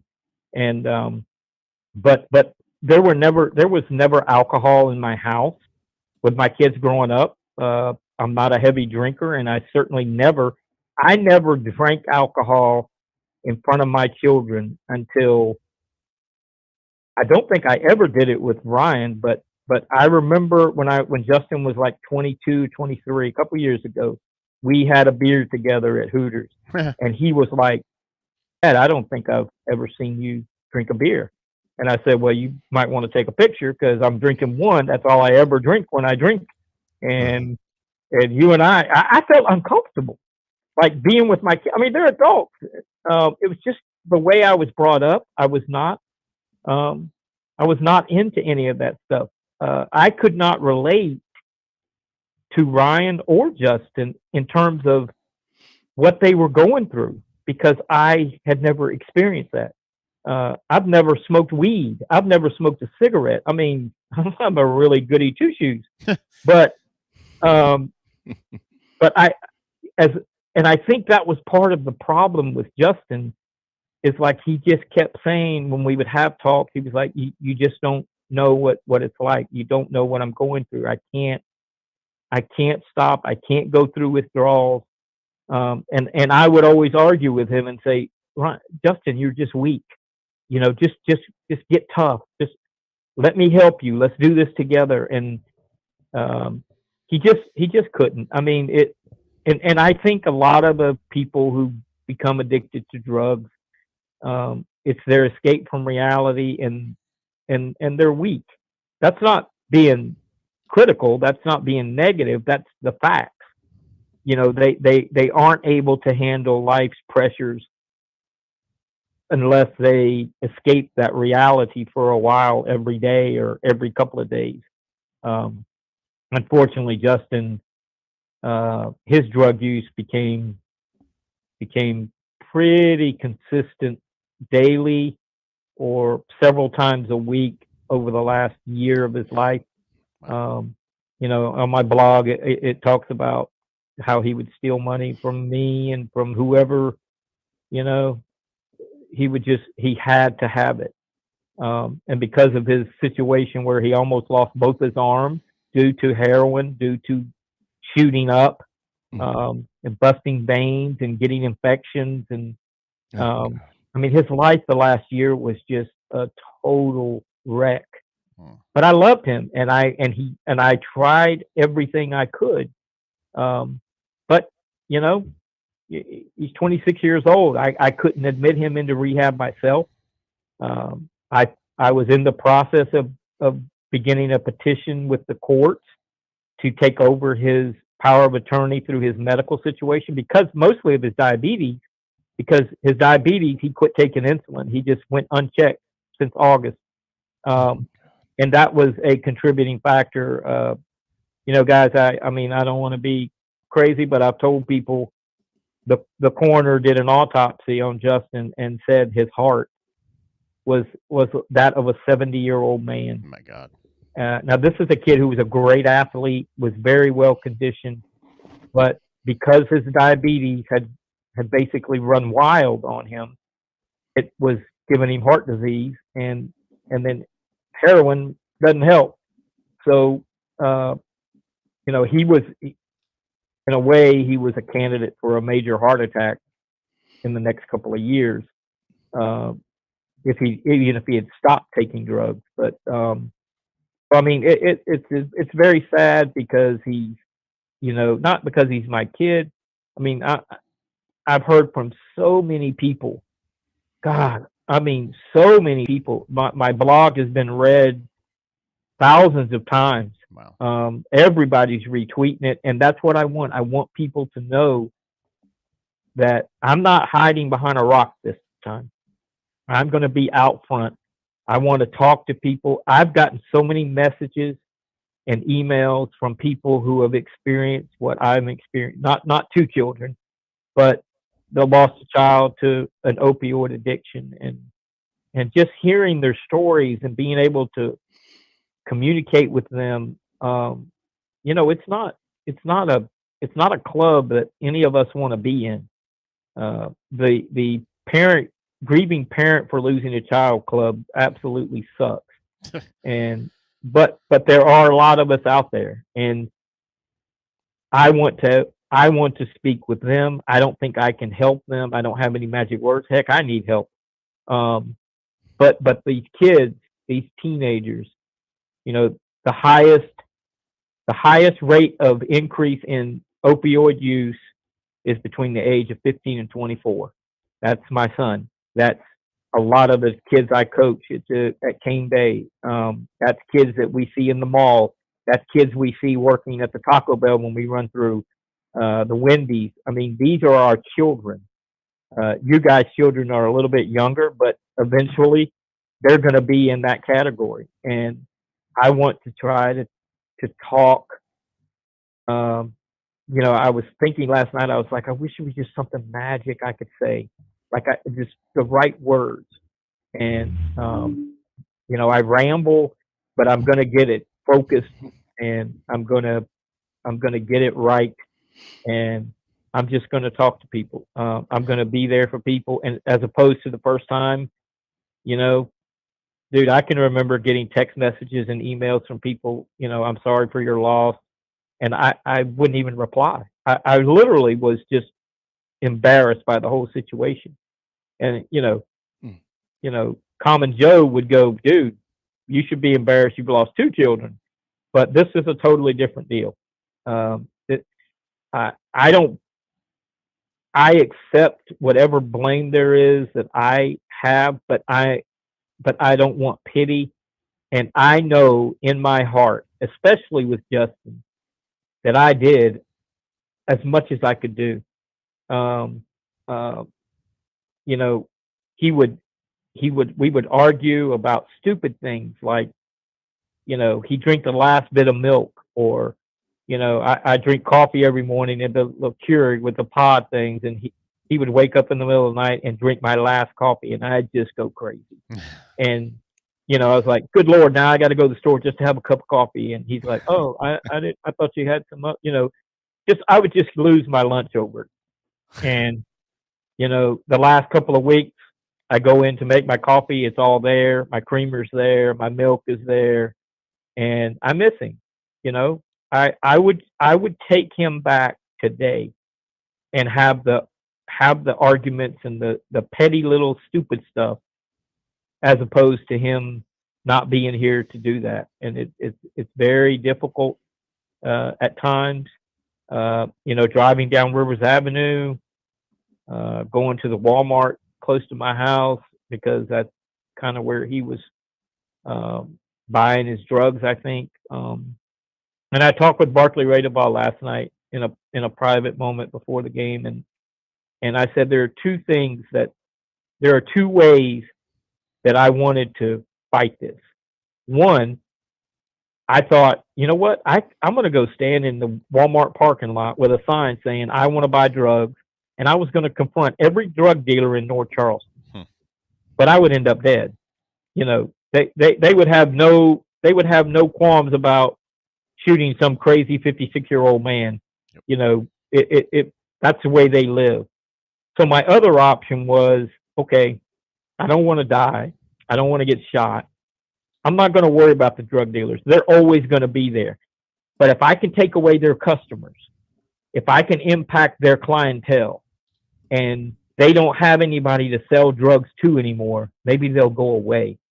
So that's my focus. I want to attack the dealers' clientele. I want to find these kids. I want to show them pictures of my son.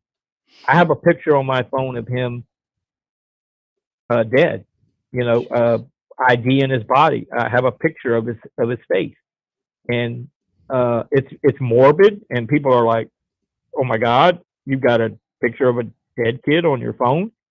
But I'm going to do whatever. I'm going to be real. I mean, you guys know me. I keep it real about sports. I tell you, I don't try to sugarcoat it, and I'm not going to sugarcoat this. This is a tragedy.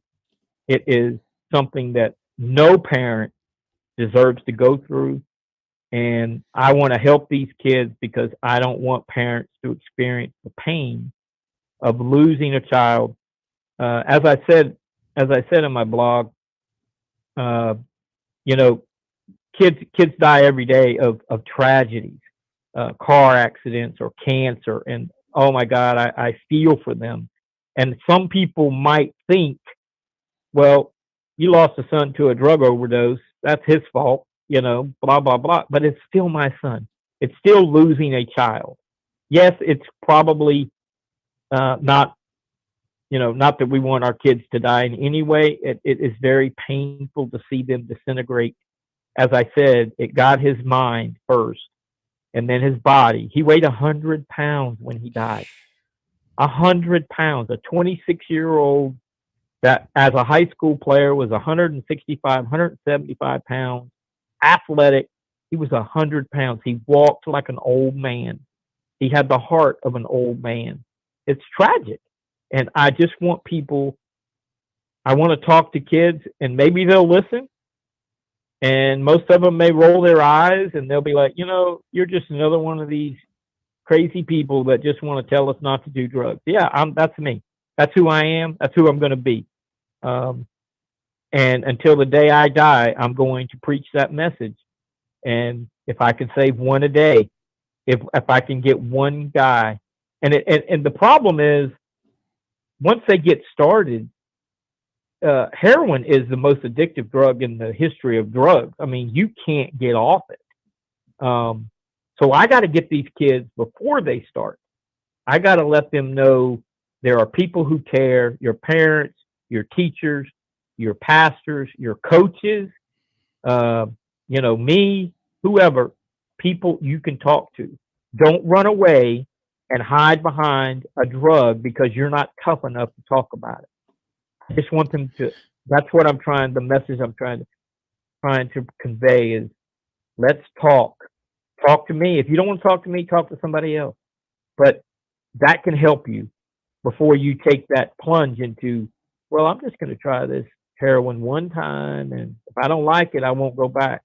One, you're going to like it, and two, you're going back. I can promise you, 70% of those who go to rehab for heroin, opioid addiction, 70% end up using again. That's incredible. That is like crazy. It's almost like rehab is useless. For the 30%, it was not useless, but 70%, you go to rehab for 60 days, you get clean, you don't have it, and you come out and you start again. It grabs your mind, guys. It grabs your mind, and that's all you know. And we have to get these kids before it grabs their mind and let them know that we're here and we want to help, whatever it takes. We just got to save them. Is that the message to us as well, to parents who haven't been through it? That, look, I'm sharing the story so others can share the story, so that in some way your impact by doing this can have bigger tentacles than, the JB and Goldwater show or Channel 4 last night. Oh, absolutely. I think parents, and again, I'm not Mr. Perfect Parent, and I'm not judging any parent. But I said this at Justin's memorial. These parents, they love their children. I don't personally know one parent who does not love their child. They love their children.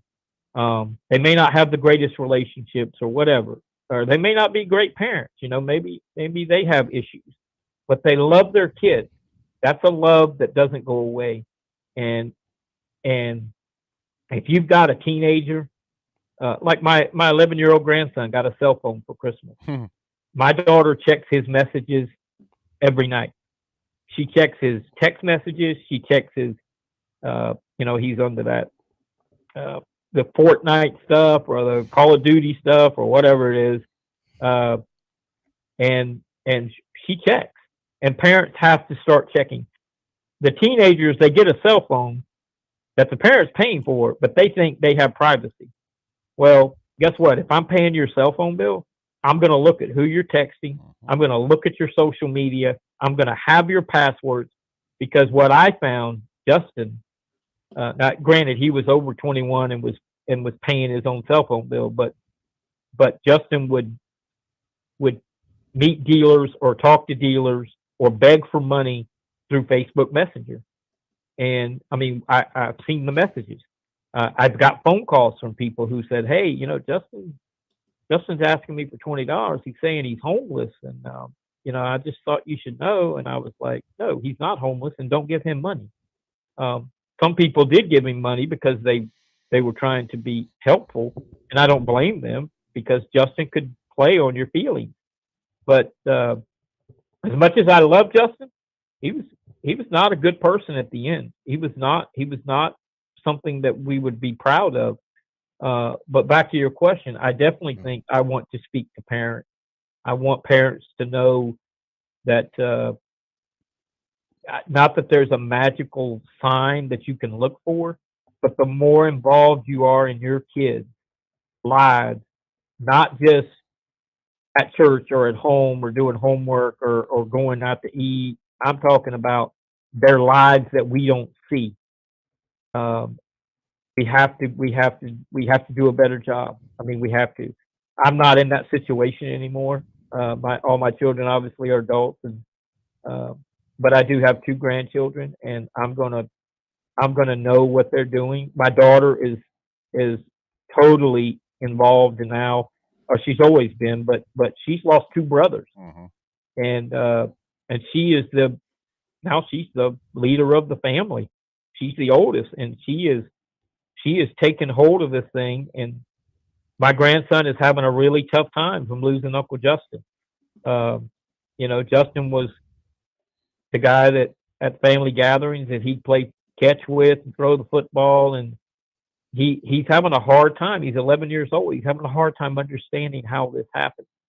So we're going to talk to him and try to help him just as I would any other kid.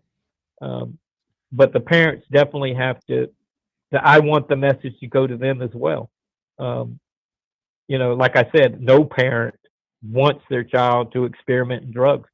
Guys, I got an email the other day, right the day after my post, from a father who has 13-year-old sons, 2, I think, twins. And he said, I believe one of them is experimenting with marijuana.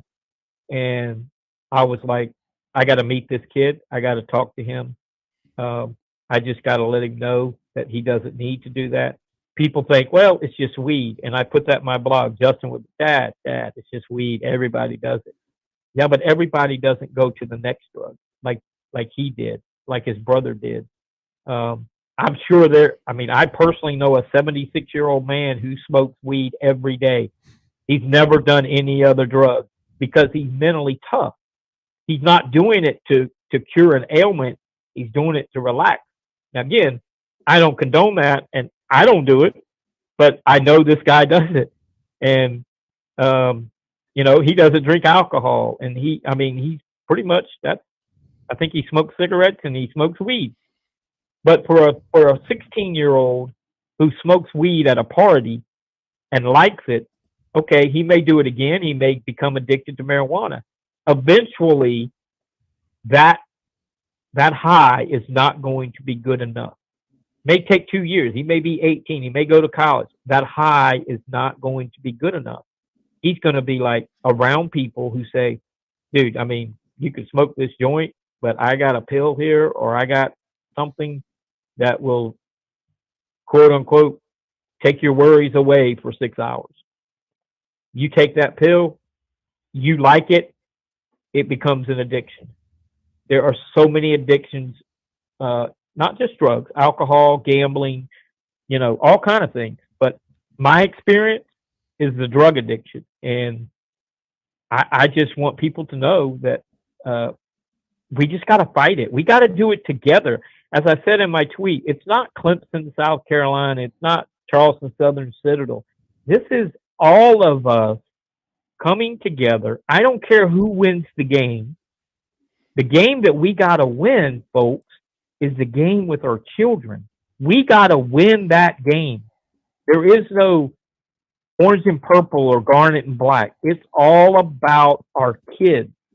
And I have had Gamecock fans reach out to me and say, I'm with you. I will do whatever you need. And I basically reply, okay, but let's not talk about the rivalry. Let's just focus on this. Because if you want to talk about the rivalry, well, Clemson has beaten your butt 7 years in a row. So we'll leave that out. I want all of us, as I text you, Jamie, one team, one cause. That's going to be my hashtag. One team. We're all on the same damn team. And we all want the same thing. We want our children to be safe. That's our cause, to help our children be safe. We're not going to win them all. We're going to lose some games, but we still got to show up and play. You know, for the rest of our lives, for the rest of my life, I'm going to show up and play every game. And if I win, great. If I lose, I'm coming back the next day and we're going to play again. And it's got to be that way. We have to come together as one, all different backgrounds, all different allegiances.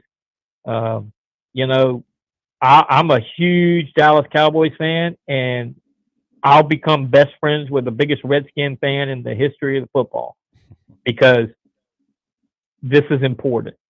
It is important. I was at Charleston Southern last night. They lost a really tough game. Coach Radeball was a little bit late coming out, and their SID said, yeah, the seniors are kind of having a tough time. It's a tough loss. So they need a little extra time. And I just looked at him and I said, that's crazy. I was like, it's a game. It's a game. I know, yeah, we play the games because we have a winner and a loser. But in the grand scheme of things, it is a game that kids play. We got to move on from this kind of stuff. And, you know, I kind of felt bad after I said it, but I was just like, I have a different view now, guys. I mean, I have a different attitude. And if anything positive has come out of Justin's death, it's that it has changed the way I think. I still love sports. Oh my God. I mean, I've been doing it forever, but I now have a different perspective. And I'm going to continue to coach at Cane Bay, the JV and the B team.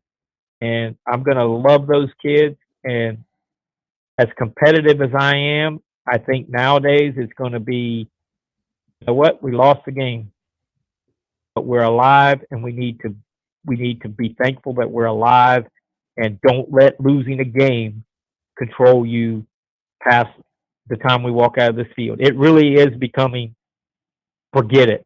We got to move on. And you know, Jamie, you've known me as a coach a little bit. That ain't always been easy for me to do. No. But it's going to be easy now because I just have a different perspective. I have a different goal in life. Sports are still sports. My ability, or I should say my past history in sports, because of my job, is going to be the reason that doors will open for me. That this sports shows like yours and Bobby Harton and Scott Iceberg, the relationships I have in sports are going to help me open doors that maybe I wouldn't have. So I'm very thankful for sports and athletics, because I want to talk to teams now. I want to meet teams. I want to talk to individual players. And, you know, and if, you know, I may not win, but I'm going to keep playing. Just going to keep playing the game as hard as I can. David, we certainly want to, again, first let me point out the fact that you can go to justintribute.weebly.com to read this incredible story. It's David obviously is a writer, so it's very well written and descriptive with no detail left out.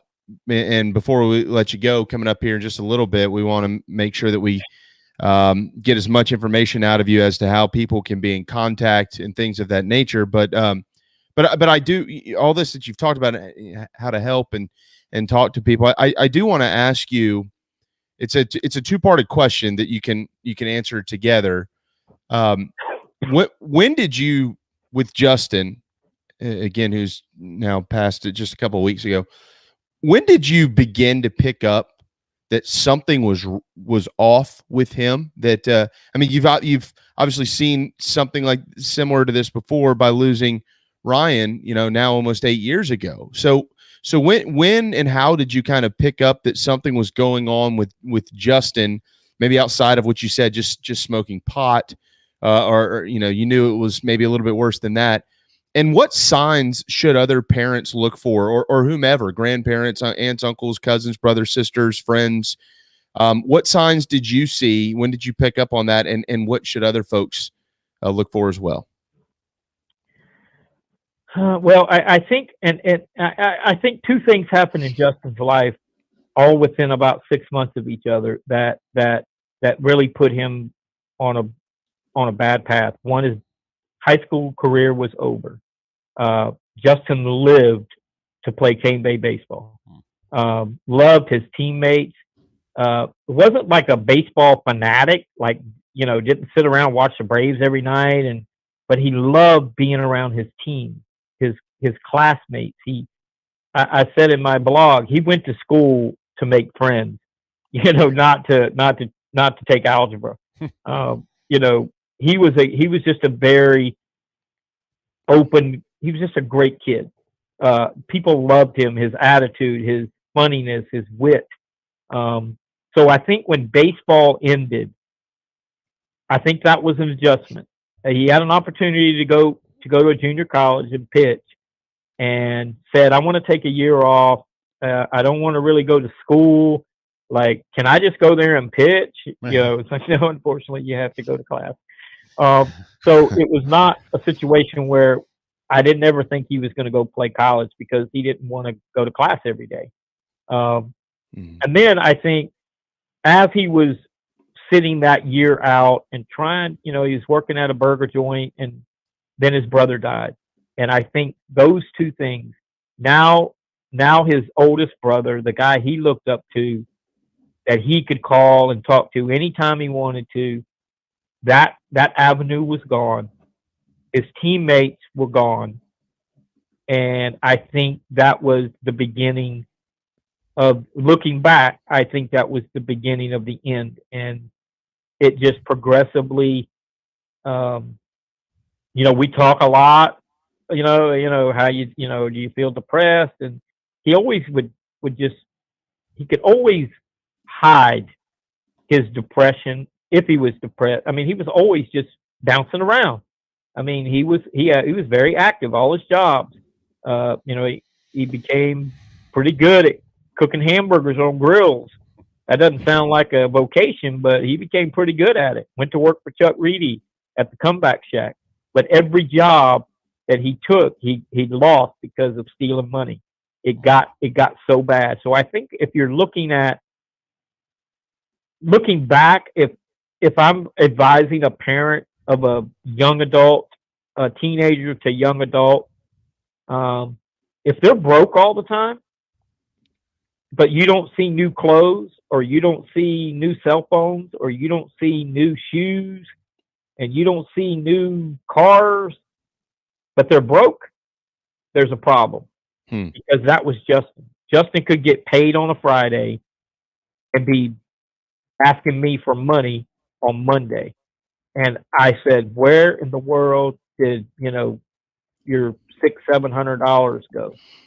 Oh, well, I don't know. It just, I just kind of spent it. I went out to eat with my friends. Well, dude, that's a lot of food. I can eat a lot of mac and cheese. I can't eat $700 worth on the weekend. And so I think that was the one thing that looking back, he's always broke.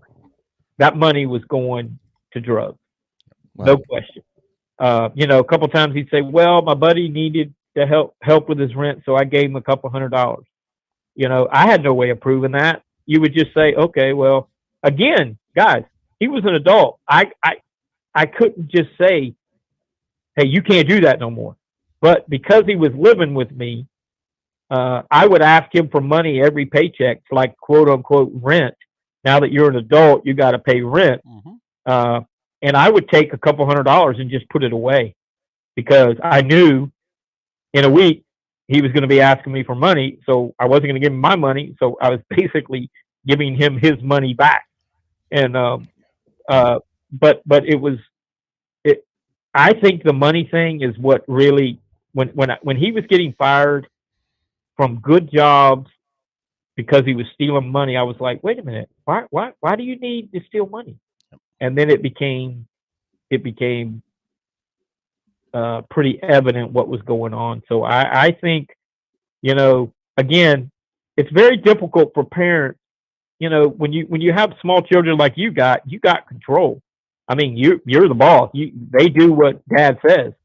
But when they become 20, 21, you use that. Well, as long as you live in my house, you're going to do what I say. Well, that works, but it doesn't work. And eventually he became so disheartened with the way that he was treating me. That's why he eventually left and went to that tent city, because he said, I don't want to be a burden to you anymore. And every day I saw him after that, I was like, you're not a burden. Please come home. And he just said, no, I'm not. And that was the beginning of the end, honestly. I mean, I hate to say it, but at that point he was way too far gone. It was just a matter of when we were going to get that knock on the door, and we got it on January 11th at 11 o'clock at night. And, the hardest words I've ever heard is, do you have a son named Justin?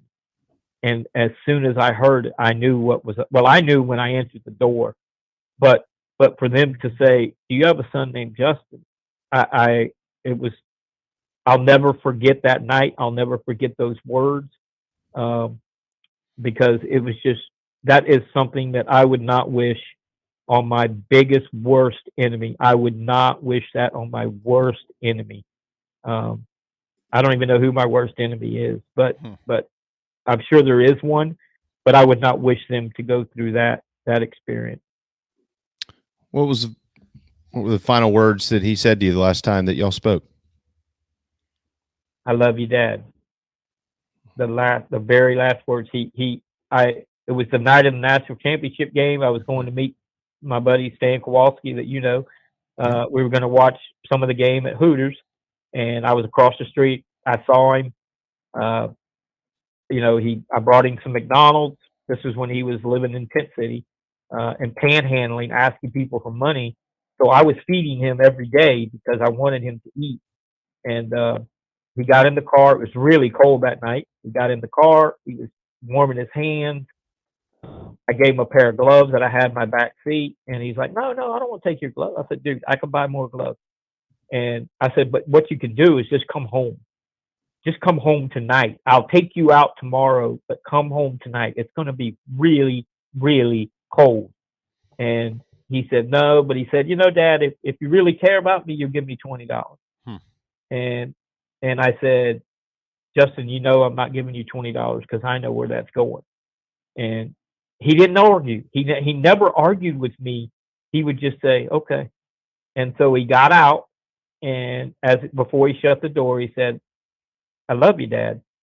And I said, I love you too. And I watched him walk off, shuffling, again, like an old man, 100 pounds. And that was the last time I saw him. He died. I went looking for him the next day, as I did every day, and couldn't find him. He wasn't where he was hanging out, and I couldn't find him.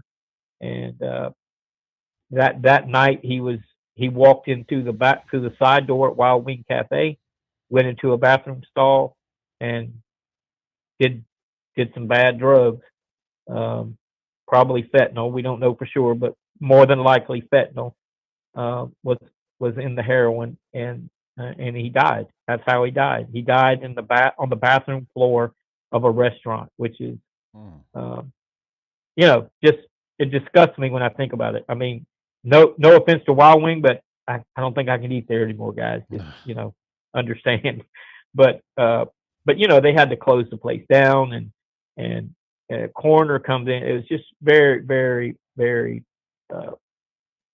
it's just an awful way to go. But unfortunately, he was going to go at some point. So I don't want anybody else to go through that. That's why I'm on your show, and that's why I'm going to do everything I can to make sure that nobody has to experience it. We can't thank you enough for doing this. I don't know how you're doing it. You're brave and strong and all those things. I'll cry, but then I'll be okay. Yeah. Well, I think the rest of us are going to be right there with you. Or you had us already during the hour. One of the two. You know, David, we really do love you around here because you're an outstanding person, but you do great work for the community, and you have for a long time. You've been an exceptional writer. You've coached a lot of kids. I know that I mentioned earlier in the show, long before you came on, that one of the things that I've always enjoyed about you is we're very similar in the fact that we like to poke and jab people. And there's always humor in that. And I think that's one of the coolest assets that anybody has in their arsenal. You've got it, certainly. And I'm going to continue to be that way. I'm just going to, I can't change who I am. I'm still going to be that, I'm going to take my jabs. But, I haven't been on Twitter much because I'm waiting. I just wait till I feel a little better. But we'll be okay. We're going to make it. Well, with everything you've done for decades here to support our community, I guess my final question to you is, what do you want? How can our community, and remember, our audience here is not just in the Low Country. It's very much a statewide audience. We have people overseas. We have people in other parts of America who are from here or have a connection here that watch and listen to our program. This is not just a Charleston problem, as you have already mentioned. This is it's a global issue. It's a huge issue in the United States. So, but the community that I'm referencing here is not just the community that you've long served. It's a bunch of people that maybe have had experience with this. So what can we do? How can we be helpful to you? How can you lead something that we can be a part of? What's the next step? Well, I think the biggest thing is if you want to join me in my fight, or you want to talk, message me add me on Twitter. I will add you. You can send me a message. It's at @DShelton66. My email address is shelto with no N, shelto66@hotmail.com. You can email me. I've received numerous emails already. And, if you just need somebody to talk to, or if you want me to talk to your child, I will say that I prefer to talk in person to the kids, because via the phone, they can always roll their eyes and look away and really not pay attention. Text while they're talking. Yeah, I hear you. Okay, man. Okay. I want to see them. I want them to understand. I want them to see the pain in my face. I want them to see pictures of my son. And I want to shock them.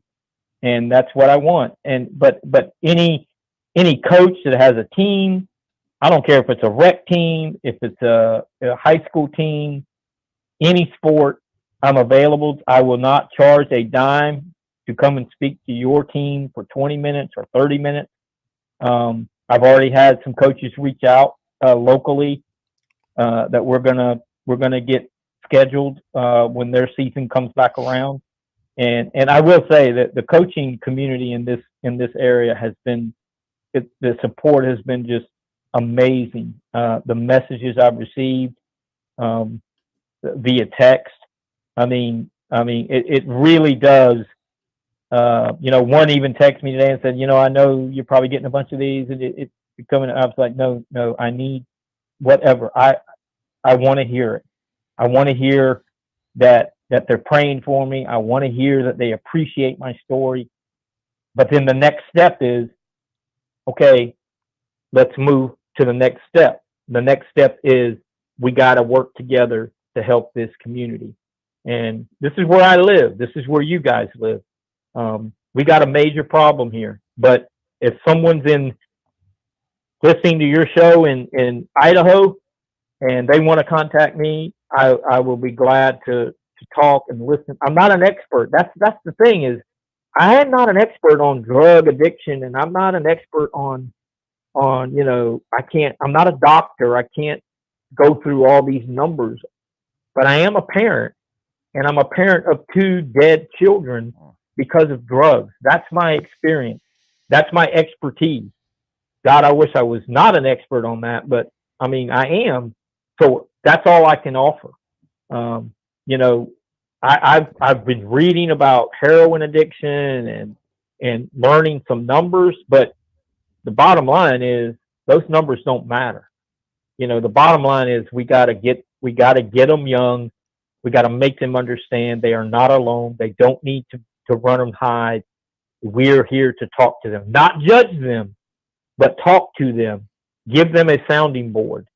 And I think the judgmental part is the hardest part, because I think kids look at us as adults and think that, well, because I smoke weed or whatever, they judge me as a bad person. Justin wasn't a bad person. Ryan wasn't a bad person, but they had a problem. And I've learned you don't judge people for how they look, for what they do, for what cars they drive, the clothes they wear. They're human beings, and we have to start loving our human beings a little more. We have to, regardless of situation, we have to start loving a little more. You can't say it any better than that. Thank you, man. And, you know, we're always a phone call away, and we will continue to help you in any way that you ask. And that was unbelievable. Thank you for spending all that time. I'm glad that we cleared the way for you to do this. You know that you're always in our thoughts. Probably and won't be your highest rated show, but oh, I think it'll be up there. Hopefully we reach some people. Well, before we let you go, we did have a listener. If there's a local substance abuse charity or cause that you support that you would ask people donate to in Justin's honor or to support. I don't have one yet, but I do know the place that I know Jamie. I know you know Creighton, young man from Wando, the lacrosse player that died several years ago of an overdose. His mother, Shipman. She has an organization, and I can't remember the name of it. She contacted me 7 years ago, and I ran. Again, like I said, I went and hid under a rock. But I'm going to get involved with them. I'm also, Cane Bay High School has started a memorial scholarship that they will present to one senior baseball player every year. You can contribute, $10 to that. We're gonna do $500 a year at Cane Bay High Baseball Booster Club, and then I'm also working on a jamboree. I started this before all this happened, but Charleston Southern and I are working to host a jamboree in August, a football jamboree, probably 8 schools or so. And we met last night, and he said, "Do you have a name for it?" And I think I'm going to name it the